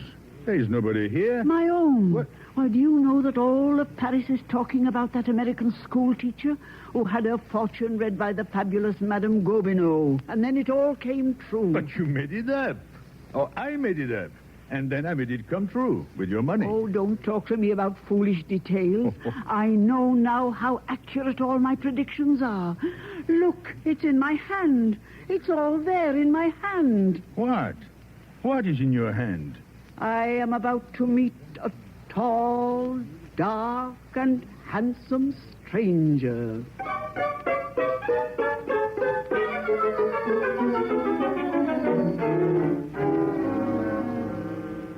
And so you see, Mr. Conway, the circle was complete, and Madame Gobineau began to believe her own fortune-telling. And the school teachers? Oh, Miss Ward? She went back to America. I've never heard from her again. But I believe that she found some happiness. She sounds like a remarkable person. A woman like that should have had children of her own. Oh, but she did, my friend, she did. Thousands and thousands. It's amazing that a charlatan like Madame Gobineau should believe her own deception. How do you feel about fortune-telling, Mr. Conway? Oh, I don't believe in predicting the future. Not for a second. Of course, it would be nice to know if this particular story will sell to the movies. You don't happen to have Madame Gobineau's address handy? Oh, my friend, how the future lures us all. You know, I think it would be more profitable if you just stayed here while I tell you about the time a famous circus clown was Premier of France for 24 hours. Oh, go on, Michel. That sounds intriguing. Yes, my friend. But remember, this is another story and another $200.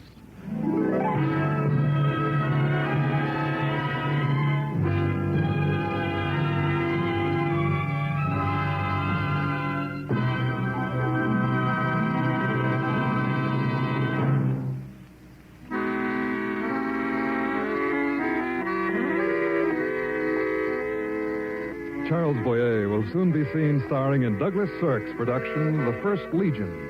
In the role of Bart Conway, you heard Hanley Stafford. Also in the cast were Gloria Gordon, Betty Moran, Sarah Selby, Lynn Ainley, and Margot Power. Our show was directed by J. Donald Wilson. Tonight's script was written by Lawrence and Lee. Characters of Michel and Bart Conway were created by Ernest Boidieu and Clement Scott Gilbert. Listen again next week at this same time to Presenting Charles Boyer.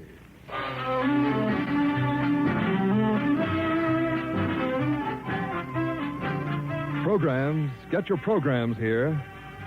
Tomorrow night on NBC, hear action-packed adventure and mystery as Mr. District Attorney solves another crime. Hear a big story from the front pages of America's newspapers. And listen to Dick Powell starred as Richard Diamond. Be sure to hear these three great shows tomorrow night on NBC. This is Don Stanley speaking. There's excitement in Big Town next on NBC.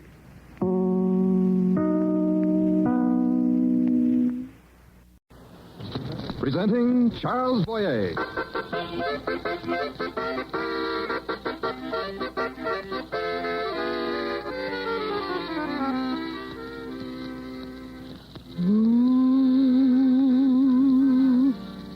Passez sans me voir.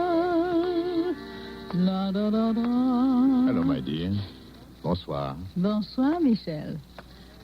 La la la la la dee, la da da, la da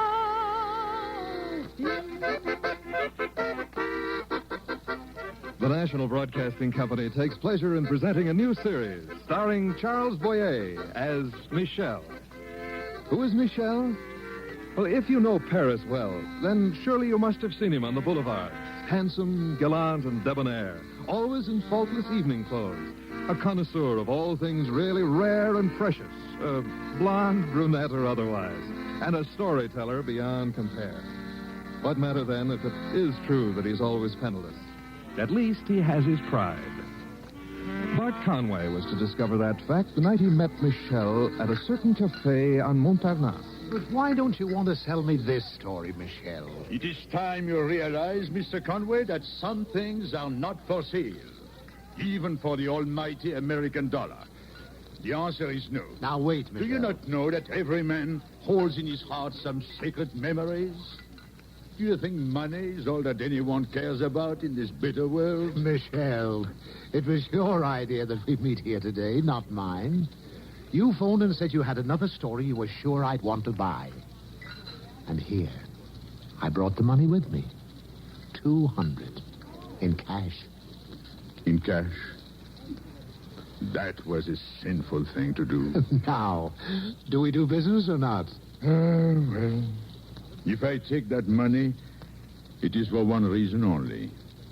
There is, in a certain house in Paris tonight, an old woman, frail and worn, her once straight and beautiful shoulders bent with years of simple, honest toil. That dear old woman has need of this money, Mr. Conway. Great need. For that reason alone, I must betray my heart. I understand, Michel. She is your mother. No. My landlady. The 200, please. Here. Now, what's the story? Well, you know, my throat is suddenly dry. I know, brandy. Oh, thank you. Waiter. Yes, monsieur. Oh, monsieur, bonsoir, mon ami. Bonsoir, Fernand. You are well? I am alive. At my age, even that is an accomplishment. Fernand, this gentleman is a friend of mine, Mr. Conway. He wishes to order a drink. Hello, Fernand. Napoleon brandy, if you please.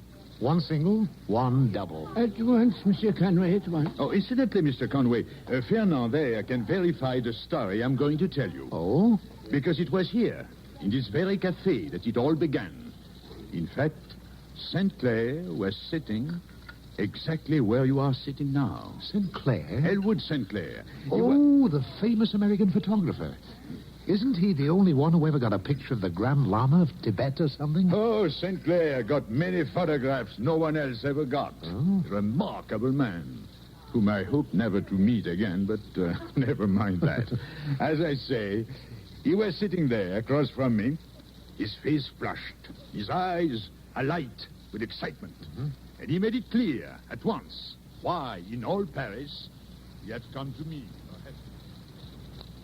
And I came to you, Michel, because I'm informed that you're the one man in Paris who can get anybody into any place at any time, regardless of the law. Oh, well, you are most flattering, Mr. St. Clair, but after all, you know, even I have my limits. Now, what is it you were counting on? Look, Michel, isn't there a place here we can be alone? Oh, Fernand. Yes, monsieur. Fernand, my friend wishes to be sure we shall not be overheard. Oh, but of course, the curtains. And I will see to it personally. No one shall sit near. Oh, thank you, Fernand. It is nothing. Well, now, Mr. St. Clair, your mysterious problem? Michel, what do you know of the Royal Phantom of Versailles? What? The Royal Phantom of... Wait a minute, I seem to remember... I've seen the documents, Michel, in the National Library. Authentic reports of people who have seen it with their own eyes. Take in 1909, for instance. It was early summer, as now. One evening, a party of tourists went to picnic in the royal gardens of the Petit Trianon Palace at Versailles. And there, at exactly 1 hour past sunset, the phenomenon occurred. The phenomenon? Yes. As these tourists were sitting there, they suddenly heard laughter and the sound of tinkling bells. And, looking up, they saw a group of young women coming from a door in one wing of the palace building, all of them dressed in the costumes of the royal court of a century and more before. Ahead of the others was one girl taller than the rest, with sad, dark eyes, a garland of flowers in her hair, and tiny silver bells were woven into the fabric of her gown. And when she saw the tourists there, she stopped and stared at them, as if to say the strangers had no business in the royal garden. Then suddenly she beckoned to the others, and together then they ran on across the gardens and disappeared into the woods beyond. Oh, of course, I do remember now. I heard of this years ago. And when the tourists told the guard what they had seen, he laughed at them.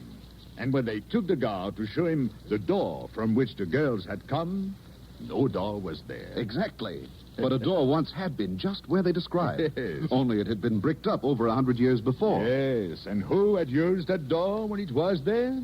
The Queen of France herself, Marie Antoinette. On summer evenings in happier days, the young queen would come out that door with her ladies in waiting. And now, on certain days of certain years, at just the proper hour, it is said the queen returns. You do know the story. Oh, my friend, but half of Paris knows that story. Unfortunately, it's only a legend. Well, how do you know that? Eh? Well, I've read the reports, Michel. And I've discovered that there's a pattern to these appearances. Oh, look. They occur exactly at 7-year intervals. Oh, come, St. Clair. It's true, Michel. Other people who have tried to check on this have missed that point. And tomorrow night, Michel, the cycle is complete again. Tomorrow night, the visitation is due, beyond all doubt. So, and if it were true?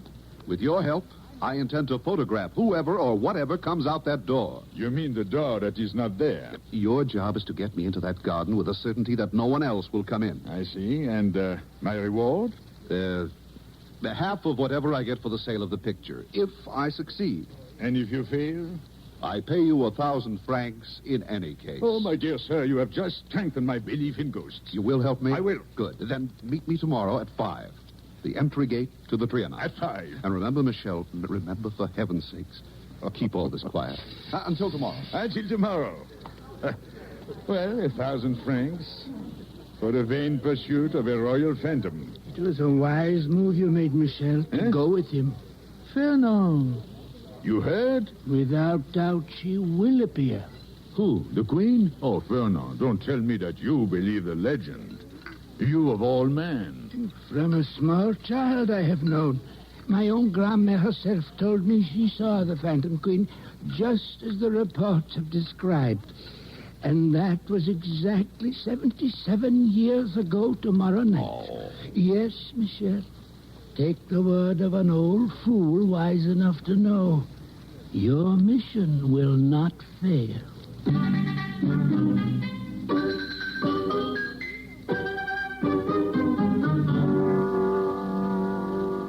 No, what you ask is impossible, gentlemen. Keep all other visitors from the palace garden. What excuse could I possibly give? Well, you could say that the garden walls are being repaired. Never. No, I have my duty. Oh, of course.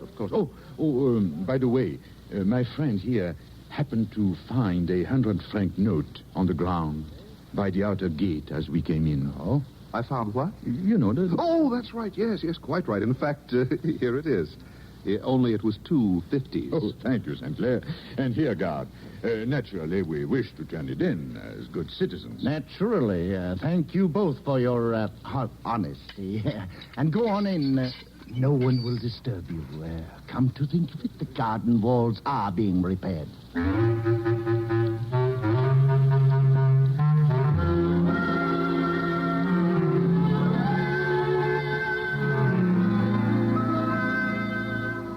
Now, Michel, I'm sure both our cameras are set right. Exactly where the door should be.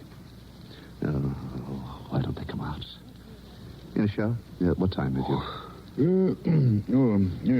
1:15. Yeah, so have I. Michel, you can't just lie there. We've got to be ready, both of us. Oh, I'm ready, my anxious friend, but I'm also sleepy. I had little rest last night, being otherwise engaged. 1:15. That means it's time. Do you hear anything, Michel? No laughter, no tiny silver bells, no. Listen, Michel, did you hear it?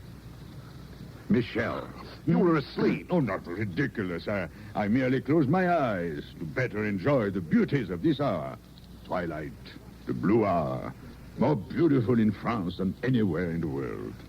The hour when anything, even the unbelievable, can happen. We'll see that you stay awake and watch it happen. Oh, where are they? Why don't they come? Yes, why? No ghost has any right to be so inconsiderate. You still don't believe this, do you? To be truthful, I don't believe in ghosts, and never will. Well, I'll still prove you're wrong. Michel, I just thought. What? Some of the reports said the disappearing door appeared on the opposite side of this wing. And if they did come out there, we'd never see them. So look, I'll take this camera and wait around there. You stay here with the other. It's all set, flash bulb and all. As you will. Yeah, but don't forget to watch. Oh, don't worry. I'll see all there is to see. Every lovely ghost that comes, I personally will photograph. In Technicolor. Every lovely ghost.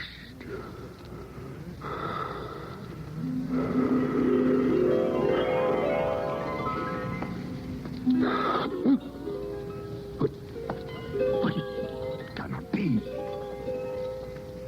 Sir, by whose authority are you within these walls? The dress with silver bells, the garland of flowers, and the sad, dark eyes, the Grecian harp. Now, wait a minute, the reports said nothing of the harp.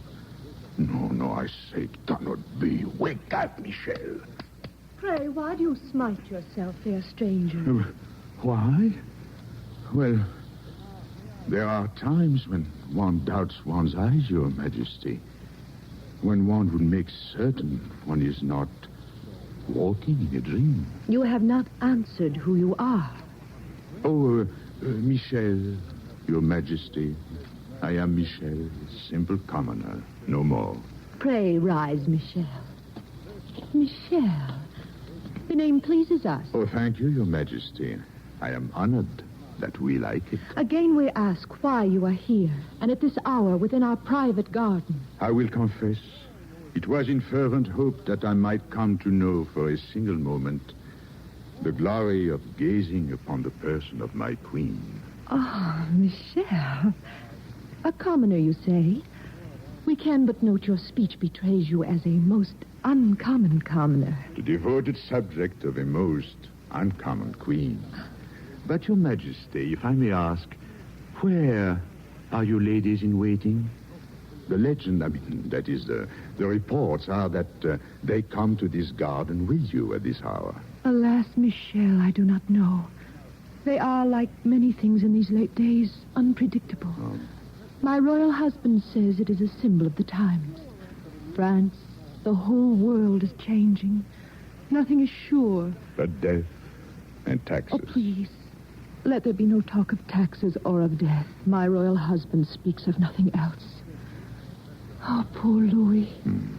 It is so long since he could be concerned with things of peace and beauty, like this garden and this hour. Oh, if only Roland were here. Roland, Your Majesty? The court poet. Oh. Do you perhaps know poetry, Michel? Oh, yes, and if I remember my history, Your Majesty, I seem to have heard that your favorite of all poets is François Villon. You know Villon. Perhaps you can recall a verse or two. Well, perhaps I can, but I would ask one favor in return, if I may. The right to make a portrait of Your Majesty when it is done. It shall be so. And now the verse. Sit there, Michel. This is one of Villon's rondelles, madame, which you may know. It goes, my love, when you are gone, the memory of you tortures me. I swear my sacred faith upon that life without you cannot be. Yet we must say farewell, my own. Farewell through all the lonely years. My heart is yours till life is done. Farewell. I say the word with tears. Oh, Michel. Never have we heard the words more beautifully expressed. Oh, thank you, Your Majesty. Now, your part of the bargain? If you would, stand there with the palace in the background. As you will, Michel. Here? Yes, the head a little higher, if you please. Oh. So, you smile about the lips. Ready? It is done. 1,000 thanks, Your Majesty. It is too little for one who is so pleased as queen. Now we must go. Oh, does it mean that your humble subject who shares your love of Francois Villon will never see his queen again? Who knows, Michel? Perhaps if you are here alone again, at just this hour tomorrow night. Tomorrow? Perhaps. Michel? Michel, are you still there? Oh, Your Majesty, please, wait here but one moment. I will return. St. Clair, where are you? Come this way, St. Clair. Back to the other side. What is it? Did they But appear? come, my friend. You will see. You will see for yourself. You mean that? Actually, I do. Your Majesty. Oh, Your Majesty. Michel, what on earth are you talking? St. Clair, you didn't see her just now? I saw nothing. Oh. Michel, what's wrong with you? Why are you staring at that camera? Here, take it, my friend, and develop the film that it contains with all the skill that you possess. Michel, you took When it is done, you will know one thing. In seeking Michel to aid you in your quest, you found the one man in all France who could attain it.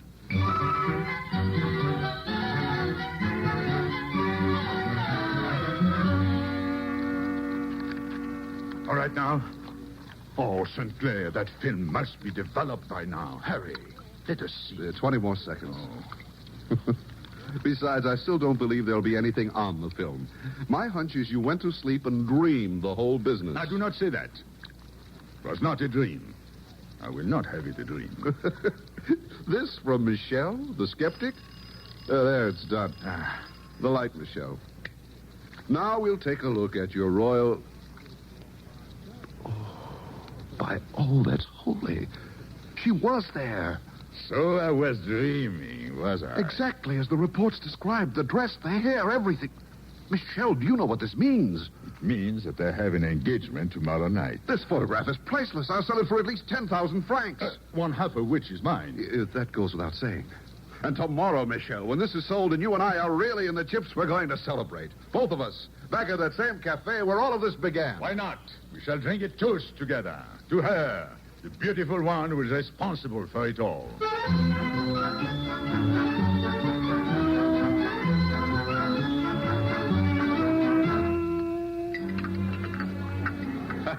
Look at them, Michel, and feast your eyes. On page 1 of every paper in Paris, my picture of the Phantom Queen. Exclusive photo by Elwood St. Clair. This will go down as the greatest picture I ever made. You ever made? Shh, Michel. Oh, and that reminds me. I sold the rights outright to Perigord, the editor of Le Journal, for 10,000 francs. And here, here is your half. 5,000 cash. Thank you, my friend. Your champagne, Oh, gentlemen. thanks, Bernard. You drink with us. This is a celebration. I have seen the picture. My congratulations to you both. Now, a toast to the fairest and noblest of phantom creatures, Her Majesty the Queen. The Queen. Long may she live. Oh, no. I guess I can't say that, can I? Well, anyway, the Queen. The Queen. The Queen. Well, now, St. Clair, if you'll forgive me, I have a very special appointment. Oh, what is all this? And that book? The collected poems of Francois Villon. Oh. Who is she, Michel? You know, it is possible that even you would be surprised. Goodbye, my friend. He is here to celebrate. I'll teach him to celebrate making a fool of René Perigord. What's the matter, St. Clair? Well, you look strange. Well, the man who just came in is Perigord of Le Journal. I sold him the picture. Oh, here you are, Mr. St. Clair. The world's greatest photographer. You come to help celebrate, Monsieur Perigord, eh? Celebrate? You sold me a picture, monsieur. Guaranteed to be the authentic picture of the royal phantom of Versailles. And look at this. And this. And this. From a dozen different sources, these pictures have come to me. Look at the girl in those pictures. And then at your royal phantom. Compare them. Yeah, they are pretty close, aren't they? Close? They are identical. Do you know who she is? Your Phantom Queen? A young actress of the cinema. A nobody. A girl who has played small parts in half a dozen films. And her name? Not Marie Antoinette. No, my friend. The name of this person for whose photograph I paid you 20,000 francs is Tony Chevigny. Michel, did you hear that? About the 20,000? I did. You held out on me, my friend. I'm surprised. I mean about the girl. Yes, I heard. What was the name? Chevigny? Hey, Fernand. I think I am needed in the kitchen. Oh, no, you don't. Come back here, Fernand. I suddenly recall... Your name is Chevigny, is it not? Why should I pretend it is so? And the girl whom I photographed in the garden? My granddaughter. Oh. Such beauty, Michel, and such talent as an actress, yet thus far so little success. But I knew that publicity like this, her face on every newspaper in Paris, would mean... Well, who can blame an old man for wishing to assist his own flesh and blood? Oh, never mind all this. You, St. Clair, where is my 20,000 francs? Wait. You, Michel, where is my 5,000... Michel? Michel? Where did he go? Who knows, monsieur? Once one starts dealing with phantoms, it is impossible to be sure of anything.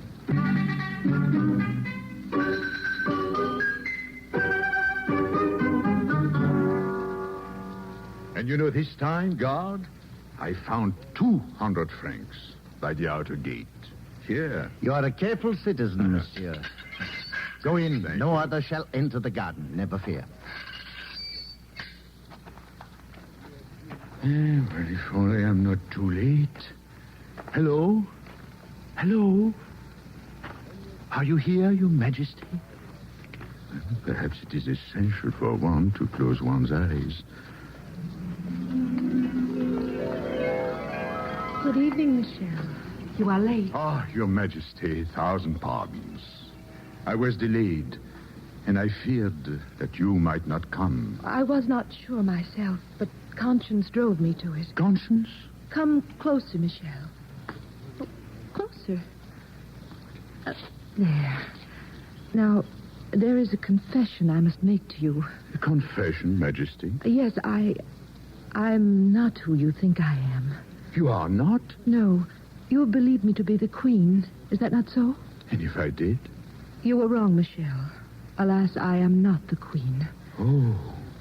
Who, then? I am one of her ladies in waiting. Oh, I am relieved. Which means, Michel, that there is no Louis, dead or alive, for you to worry about. There's nobody.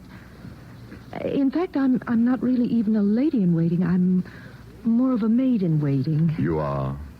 And I still love Francois Villon. So if you could read another poem, or two, or three. I could.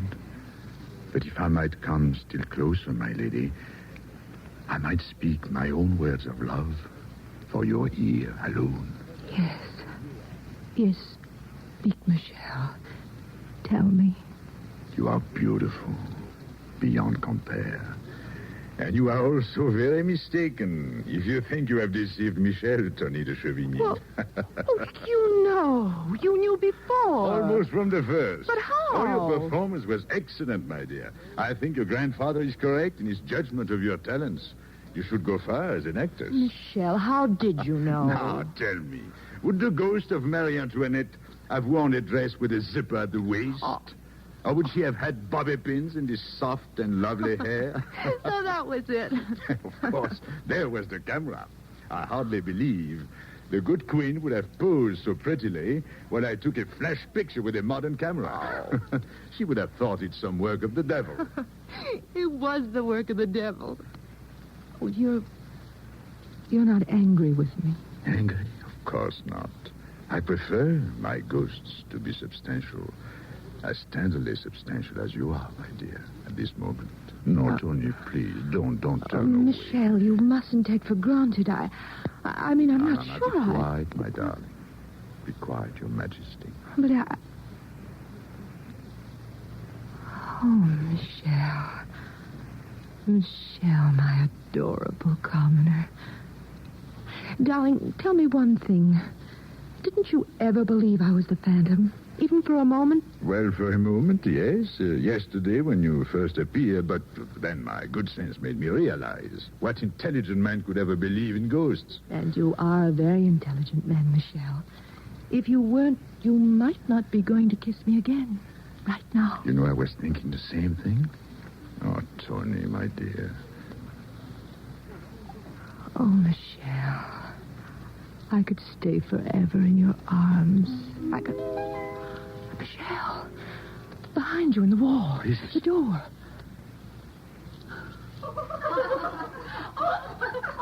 Michel, you see? The Queen and all of them. Yes, of course. Be very still. Wait. Strangers within the royal garden.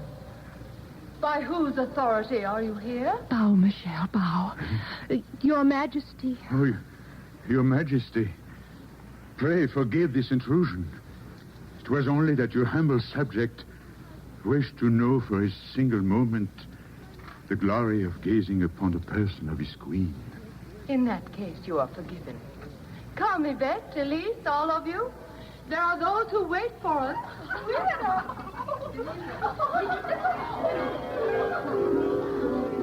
Michel, you saw? You saw? Yes, and you too, Tony, then. I was not dreaming. You saw them too. You heard her voice. I saw Michel. I heard beyond all doubt. A miracle. It was a miracle. Oh, isn't it wonderful? Oh, but Michel, you look sad. I am sad. It's a miracle, but it's also a tragedy. A tragedy? 20,000 francs, Tony. And this time I forgot my camera.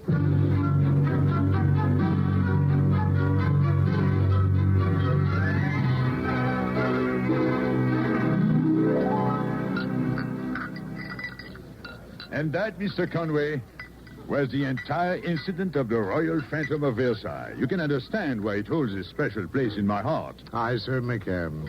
Then you actually saw the Royal Phantom with your own eyes, Michel. You doubt my word, Mr. Conway? No, Michel, you know I'd never do that. Ah, but you do. I will prove that you are mistaken. What I've told you occurred just short of 7 years ago. On the... What is the date now? The 2nd? Let us... Oh, what a pity. What now? Only last Thursday. It was 7 years to the day. Oh, and this time I wasn't there. Oh, the Queen must have been disappointed. No, it is not a matter for lightness, my friend. As for you, if you wish to verify what I have said, I suggest that you make a point of being at the Garden of Versailles exactly 6 years, 11 months, 25 days, 3 hours, and, let's see, 7 minutes from now. You know, you've picked the one night I'm tied up. Oh, Mr. Conway. But meanwhile, Michel, tell me about the girl, Tony. Did old Fernand's plan succeed? Did the publicity help his granddaughter become a great movie star? Tony, alas, was one of those magnificent actresses who is doomed to play only one part well. The last I heard of her, she was married to an innkeeper in the south of France. She had 5 children, the 4th of which she named Michel. She lives now, in fact, not far from the Chateau Saint-Riant. Ah, Saint-Riant. You know, Mr. Conway, it was there that I became, unfortunately for a single day, the richest man in all France. You did? Michel, how was that? Oh, it was an adventure that involved corpses instead of ghosts. Corpses?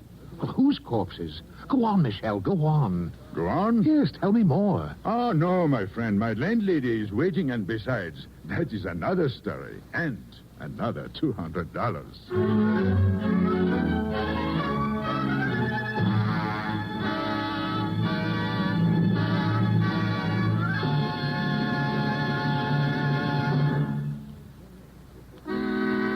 Charles Boyer will soon be seen starring in Douglas Sirk's production, The First Legion. In the role of Bart Conway, you heard Hanley Stafford. Tony Chavigny was played by Gene Bates. Also in the cast were Hy Averback, Wilms Herbert, Donald Morrison, Tudor Owen, Betty Moran, Viola Wan, Lucille Alex, and Marna Keneally. Our show is directed by J. Donald Wilson. Tonight's script was written by True Boardman. Characters of Michelle and Bart Conway were created by Ernest Boydja and Clement Scott Gilbert. Listen again next week at this same time to Presenting Charles Boyer. This is Don Stanley speaking. Now stay tuned for the thrilling Big Town on NBC. Presenting Charles Boyer.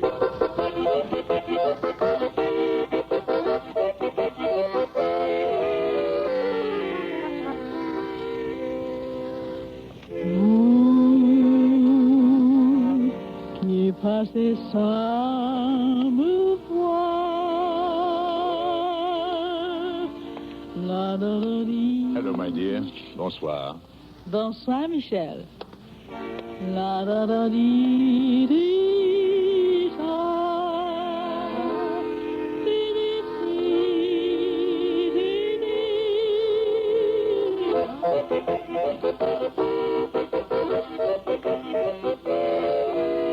The National Broadcasting Company takes pleasure in presenting a new series starring Charles Boyer as Michel. And who is Michel? Well, you see that handsome, debonair gentleman in evening clothes. He's known variously as the Baron de Montrechard, the Duc de Consigny, or possibly a general from the French Foreign Legion. But to his friends, simply as Michel. Confidence man, connoisseur of beautiful women, and storyteller extraordinary. You'd never guess, as he moves among the tables in this fashionable Paris restaurant, that the elegant Michel has not a penny in his pocket, or that his stomach is even more empty than his purse. Bonsoir. Cecily. Yes, Michel? Is Mr. Conway here yet? Oh, I see him. Cecily. Yes?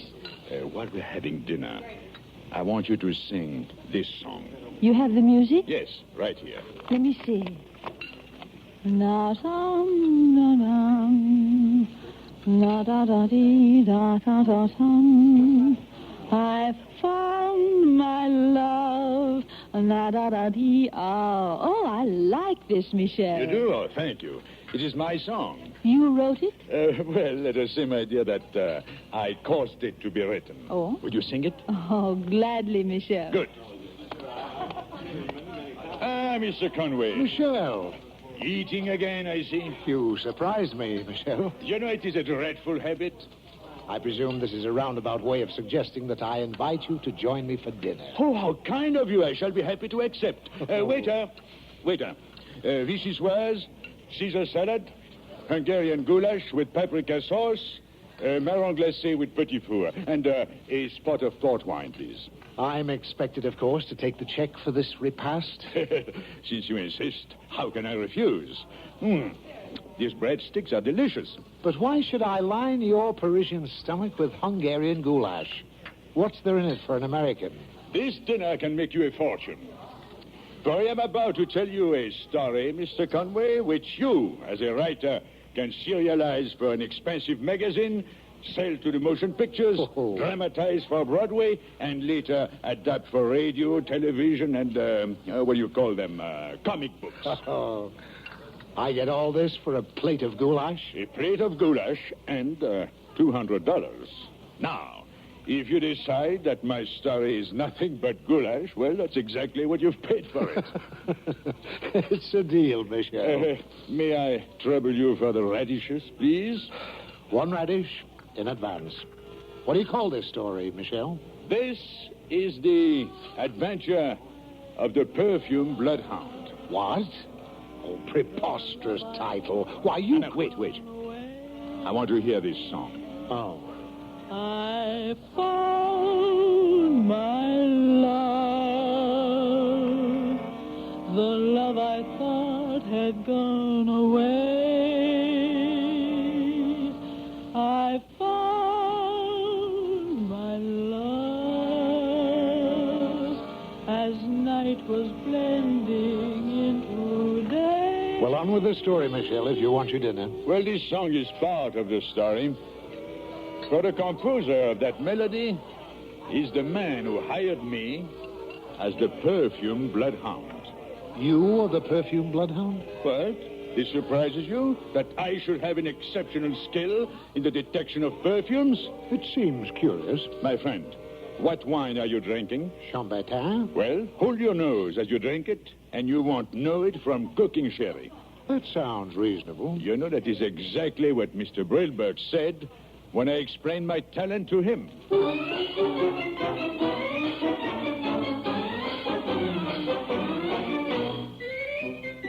That sounds reasonable. Give me a fragrance, Mr. Brilberg, and I will track it to its source. Now, you understand, what was your name again? Michel will suffice.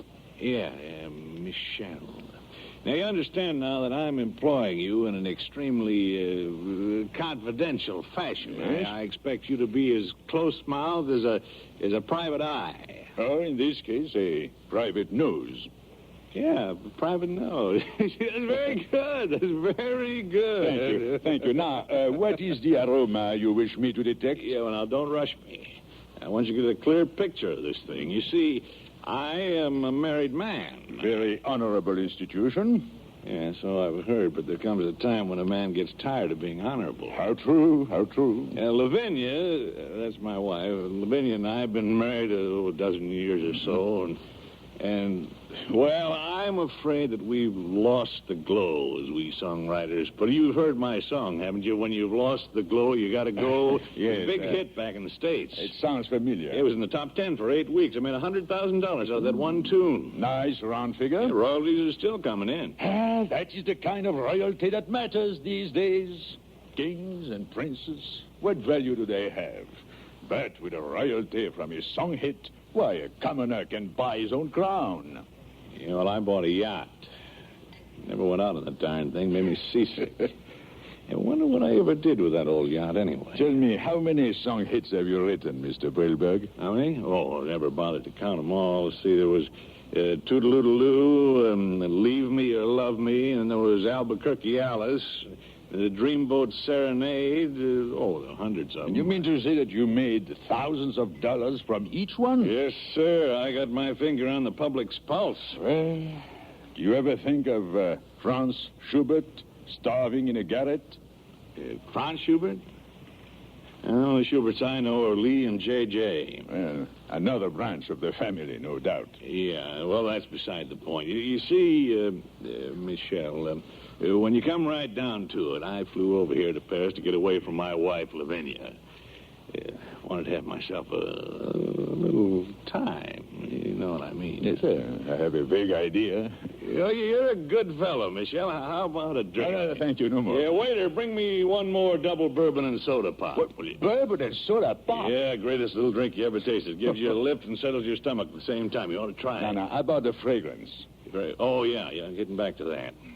Well, I went out for dinner a couple of nights ago in that woods you got at the edge of town. The Bois de Boulogne. The woods out there where all the trees are. Yeah, I don't speak any French, you know, Michel. I never had a chance to finish high school. I can just see you dining in the Bois de Boulogne. No, you couldn't. It was dark. Oh? Yeah, one of those open-air places, you know, with candlelight on the table. Well, after the waiter brings me coffee, I blew out the candle. You see, I'm sitting there turning over in my mind a song title that goes, "When you blew out that candle, you blew out my heart." And just as I'm deciding it's no good, I light up a cigar, see? Lavinia hates cigars.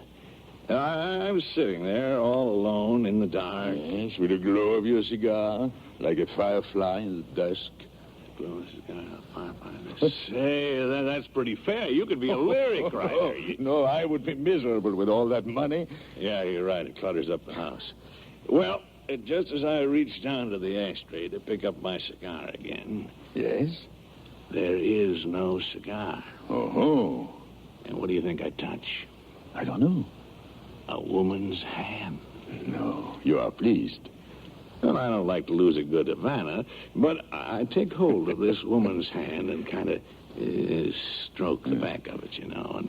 And she takes my hand in hers and begins to stroke mine. don't feel bad at all. I can imagine. And how long had she been sitting there? Yeah, I don't know. I didn't hear her sit down, and I couldn't see a darn thing. So I just scrunched my chair around closer to hers, and I put my arm over her shoulder, and you know what? She's wearing a strapless evening dress. And then I got a whiff of her perfume. Oh, the perfume. And I said to myself, you didn't know it, Herbie Brilberg, but this is what you came to Paris for. And, would I be presumptuous to inquire what happened? Yeah, I think you would. But I'll say this much. That was the best cigar I ever smoked. No. And was this woman French? Who knows? She didn't open her kisser. You mean you never saw her face? No, the moon started to come up. She made a little frightened cry and ran off into the woods. Leaving not a trace. Yeah. Ah, Mr. Brilberg, I'm inclined to think that you fell asleep after a heavy meal and dreamed the whole thing. I dreamed? Oh, no, I didn't dream this. What? Oh, a handkerchief. Yeah, she left it behind when she ran off. Here, take a whiff of that perfume. Exquisite. Yeah, the lace looks like it's hand-woven. Yes, but no initial. Too bad. This is a rare woman you've met, monsieur. A lady, I should say, of great taste and refinement. Yeah, well, now look, I've got to find her again. You're a Frenchman. You understand. Yeah, I can't go back to the States, back to Lavinia, and never know who this girl was or why she came to me there in the dark. I shall do my best, Mr. Brilberg. If I find her, it will cost you 50,000 francs.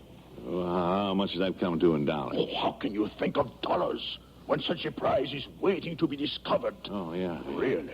Give me the handkerchief. Yeah, well, now, Paris is a big city. How are you going to go about this? My dear sir, I've told you of my extraordinary sense of smell. Well, as a bloodhound tracks down a criminal from his scent, so shall I seek out your lady of mystery from her perfume.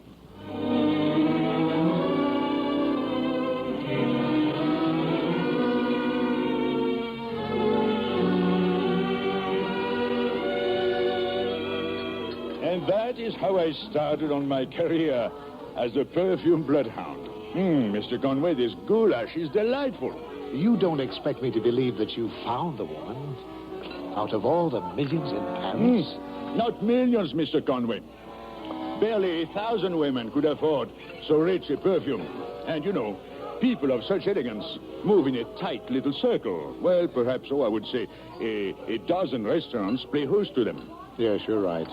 That does narrow it down. Well, at Maxime's, the trade was cold as an ice cube. A mingled mist of Sharking and Chanel No. 5. At Fouquet's, I thought for a moment that I detected the fragrance of the handkerchief, but it vanished. Then, moving on to a little restaurant in the Bois, I caught the scent again. Unmistakable, overpowering. The bloodhound stalks in for the kill. What did this woman look like? Well, I was not certain. I only knew that I was sitting but a few yards away from her. As I turned my head, I caught a glimpse of blue taffeta, a brunette with straight dark hair. She was dining alone. Her back was toward me, but I knew, even before I saw her face, I knew that she must be beautiful. My search was almost at an end. Pardon, mademoiselle. Yes? Or should I say madame? Whichever you prefer. I found myself looking down into eyes which were a most inviting shade of blue. And I wondered if their brightness might come from the nearness of tears. It was not a young face, but one which had rejected all the easy charm of youth, leaving that essential beauty which has nothing to do with age or time. Is there something I can do for you? Oh, not unless it pleases you, madame. I merely wished to return this handkerchief. Oh, thank you. Oh, it is yours, is it not? Yes, I'm certain of it. And do you remember where you lost it? Yes. And under what circumstances? Precisely. It was clever of you to find me. How did you do it? I must explain. I am not the gentleman with whom you had the adventure in the Bois de Boulogne. I know that. Oh? I am in the employ of that gentleman, though. Oh? And he is very anxious to see you again. How can he see me again? He didn't see me in the bar. Well, he wants to see you then for the first time. Oh, I assure you that's impossible. Oh, try to understand his problem, madam. His mind will never be at ease until he meets you by daylight. What would come of it? He might not feel the same in daylight. If you will forgive my saying so, madam, I am convinced that your beauty would be no less by day than by lamplight. And I'm convinced that no good can come of my meeting with your client. Is that what you call it? No, if no good can come, I assure you that it can cause no harm. And you see, my arrangement with my client provides that I must arrange a meeting in order to earn my fee. My reluctance is taking bread from your mouth? Oh, dear, dear. If not the bread, certainly the cake. You make me sound more cruel than Marie Antoinette. Very well, I will meet your client. Oh, thank you very much, madam. 5 o'clock tomorrow, by Racine's statue, in the garden of the Tuileries.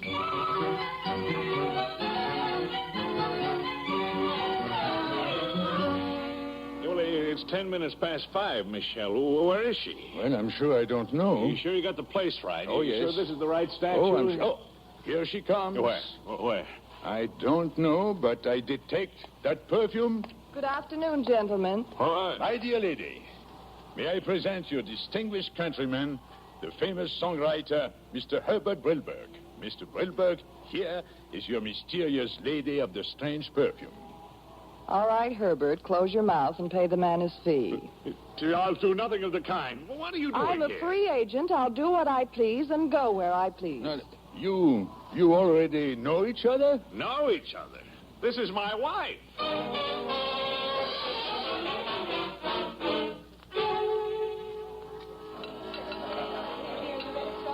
Well, go on. What happened? You know, Mr. Conway, these pretty fools are really excellent. Oh, hang the petit four. How did it happen that Mr. Brilberg's lady of mystery was his own wife? That's a good question. Puzzled me for some time. Shall we finish off this splendid dinner with a snifter of brandy, Mr. Conway? This splendid dinner may end up with you taking the check. If you don't have an ending for this story. Oh, there is an ending, to be sure. A happy one? Quite a surprising one, I should say. You see, Mr. Conway, these people had been married a dozen years. That's almost 5,000 days. And as many nights. But you said the woman, Mrs. Brilberg, was extremely beautiful. True. But, you know, if you had to live with a Venus de Milo 24 hours a day, her beauty might grow less breathtaking. I once saw an attendant at the Louvre stick out his tongue at the Mona Lisa. Whatever for? He was tired of her grinning at him all the time. So that's why your songwriter ran away to Paris. And his Mona Lisa followed him because, well, no wife likes to be left behind while her husband enjoys a fling. What's sauce for the ganders, also sauce for the goose. But what a temptation it was to flirt with her own husband while he thought she was 5,000 miles away. What did you do? Well, my client refused to pay me, so I decided to get myself a new employer who looked much better in blue taffeta.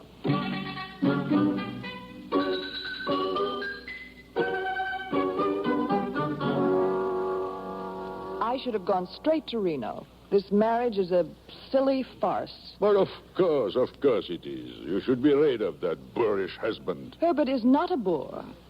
He's lacked certain educational advantages, but he's a man of great skill and talent. Oh, well, forgive me. Makes me so mad when I think how all this money has spoiled Herbert. I wish things could be the way they were when we were poor. And Herbert wrote songs not for jukeboxes, but for me. Would it be worth anything to you, madam, if I could strike a spark of romance back into your marriage? Oh, that's impossible. How can I ever be romantic with that boor? What? Oh, I said he wasn't a boor, didn't I? I believe that he wants the same things that you do, Mrs. Wilberg.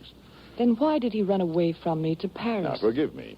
Who was the woman he offered me 50,000 francs to find? Well, that was when he thought I was someone else. You know, madam, I think you have been the someone else for the last few years of your marriage. That night in the Bois de Boulogne, in the darkness, you were yourself again, the soft and loving person who inspired the love songs of so many years ago. You really think... I'm sure of it. Leave everything to Michel. Oh, one thing only. You must change your perfume. Why? Why? Well, this is the fragrance you use to deceive him. It would be like waving a red flag at a bull. Here. Wear this. Oh, what is that? Between us. Yes? This tiny vial contains a few precious drops of the perfume worn by Josephine on the night Napoleon Bonaparte asked her to be his queen. How enchanting.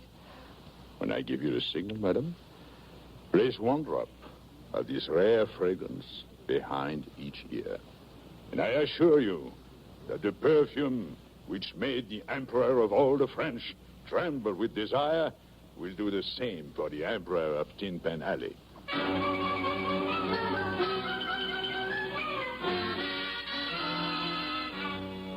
Well, what do you want? Your forgiveness, Mr. Brilberg, for the stupid blunder which I made. Well, and the opportunity of offering you my services. I've had enough of your services. No, thank you. Why did you come here to Paris? To have myself a fling, to have a little fun. Is that a playboy that you see in the mirror? Well, you look more like a man who is about to jump off a bridge and drown himself. Well, I've been married to Lavinia so long I've forgotten how to have a good time. Michel to the rescue. Tonight, Mr. Brilberg, you and I are going to have the celebration of a lifetime. Will you get me a date? You will have on your arm the most gorgeous creature who ever did the can-can of the Moulin Rouge. Face of an angel, hair like threads of gold, and a body like the undulating clouds at sunset. Yeah, not too smart. Lavinia always knows the answers to everything. Just for once, I'd like to go out with a girl that's dumber than I am. This is the perfect one. A child of nature. And her very name is like poetry. Joujou le Doux. Say, what a name for a songwriter. Joujou le Doux. I love you, honest I do. When the moon is new, Joujou, I love you. Great. You know, I almost went crazy once trying to figure out a rhyme for Lavinia. Best I could do was I get under the skin of you, Lavinia. It was terrible. Well, we'll meet you in the lobby of your hotel at 7 o'clock, yes? Yeah, you bet, and we'll paint the town, won't we, Michel? Oh, we'll have the time of our lives. Yeah. The four of us. You with Joujou, and I with your wife. Yeah. Huh?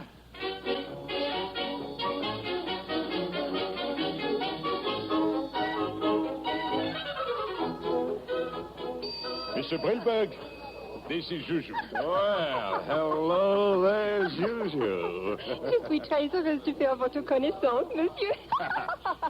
Yeah. And of course, you know your wife. Hello, Herbert. Hello, Lavinia. Well, here we go. Off to the gayest evening Paris can offer us. Yeah. Say there, Joujou. You're a pretty cute little cookie. Je suis très heureuse de faire votre connaissance, monsieur. Hey, Michel, doesn't Joujou speak much English? Nothing but French. She doesn't understand a word you are saying to her. But after all, what difference does that make? Yeah, you're right. What difference doesn't make any difference? Lavinia, stop looking at me like that. Hey, taxi!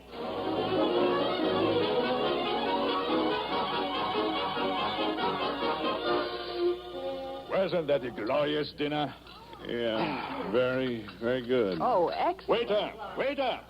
Mr. Brilberg wants some more crepe Suzette. No. My stomach feels like lead now. Herbert, I hope you remembered your pills. Well, I guess I forgot again. Oh, you always do. I've got some in my handbag. What is this? I'd better give Herbert his stomach pills. Nonsense. Mr. Brilberg is a playboy. A playboy does not need stomach pills. Now, hurry. We must get to the Folie Bergère before the curtain goes up.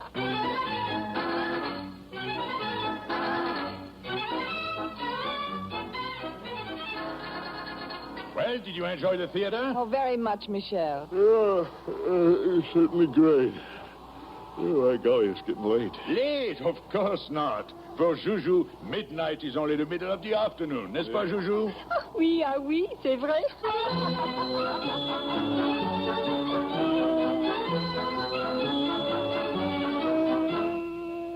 Yeah, Say, Michel, old boy, do you mind if I have the next dance with Lavinia? Well, I most certainly do mind. Well, after all, she's my wife. Well, after all, she's my date. Well, I want to dance with her myself. She's an excellent dancer. Juju has an interesting style on the dance floor. Oh, moi, j'ai étudié avec les GI américains pendant la guerre. What did she say? Juju says that she learned to dance with the American GIs during the war. Yeah, well, they were in much better physical condition than I am. Ask Juju if she thinks Mr. Brilberg's a good dancer. Oh, gladly. Juju, comment danse-t-il, Monsieur Brilberg? Est-ce qu'il est un bon danseur? Non. Non, 1000 fois non. She says you're one of the best dancers she's ever known. She said that, did she? Lavinia, may I have the pleasure? Of course, Michel. Now, don't leave me here alone. I can't talk to this girl. Well, let her talk to you. Yeah, but I don't know what she's saying. Monsieur Brilbert, vous ressemblez à une miche de pain français. What did she say to me? She says you've got a face like a loaf of French bread. Let us sit on your lap again. When she sits on my lap, my knees go to sleep. Well, have yourself a gay old time while Lavinia and I are drifting to the music in each other's arms. How can I have a good time while you're having such a good time with my wife? No, look, what are you complaining about? You don't want her. You ran away from her. I know. Well, now, let us be civilized about this thing. If I find your wife charming, gracious, pleasant, excellent company, if I am beginning to fall in love with her, why should you possibly object? Lavinia, you surely aren't falling in love with him, are you? I really don't know, Herbert.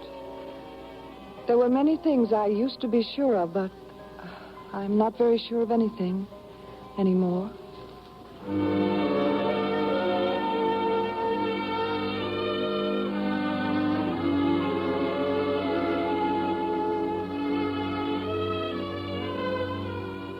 Never seen the daybreak until you've seen the sun rising over the roofs of Paris.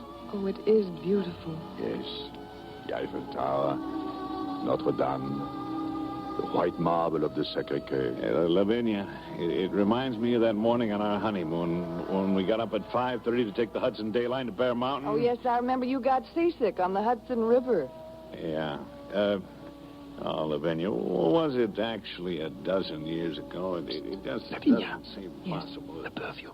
Oh, yes, of course. Yeah, the bridges across the East River look pretty much like those bridges across the... What do they call this? The Paris River? The Seine. Yeah, Lavinia, you always did know everything. You know, you're the prettiest little encyclopedia in the world. You're a rather attractive rhyming dictionary yourself. Juju. Oui. Come with me, Juju. We leave them alone here on the roof. Yeah.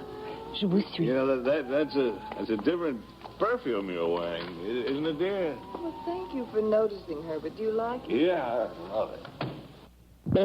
Well, I think we've done our good deed for today. Juju, you were wonderful. Well, I may be wonderful, but that Monsieur Brilbert is a square. Let us hope he never finds out that you lived for 5 years in Washington Heights. Is he a very famous songwriter, Michel? Oh, very famous. And you know, I have a feeling, Juju, that he may be composing a song for his wife at this very moment. I found my love, the love I thought had gone away. I found my love as night was blending into day. That is the song, Mr. Conway, that I feel I helped to write. So the Brilbergs went back together again. More in love than ever before. That perfume you gave Lavinia, that must have turned the trick. It may have helped. Where did you get that fragrance? The very perfume that Josephine wore when Napoleon was courting her. Would you really like to know? Oh, must be priceless. People I know would be willing to pay 1,000,000 francs for only a few drops of such a perfume. So? Well, I paid 10 francs for it. At the bargain counter at the Bon Marché, the French equivalent of Macy's basement. It was a hoax? You lied about the perfume? No, you see, my friend, to any man who is truly in love, the perfume of his amour is the same as Josephine's. And any woman who loves, as she loved Napoleon, wears the fragrance of an empress. You're a fraud, Michel. A solid gold fraud. What about the song? Was this one of Bilberg's hits? Well, it might have been, but when it was translated into French, it started one of the biggest scandals since Madame du Barry.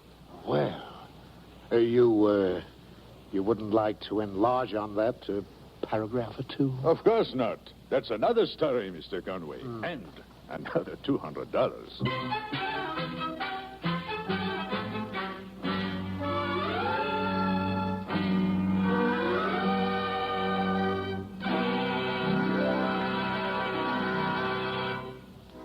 Charles Boyer will soon be seen starring in Douglas Sirk's production of The First Legion. In the role of Bart Conway, you heard Hanley Stafford. Also in the cast were Willard Waterman, Mary Jane Croft, Lucille Alex, and Viola Vaughn. Listen again next week at this same time to Presenting Charles Boyer. Now stay tuned for Big Town on NBC.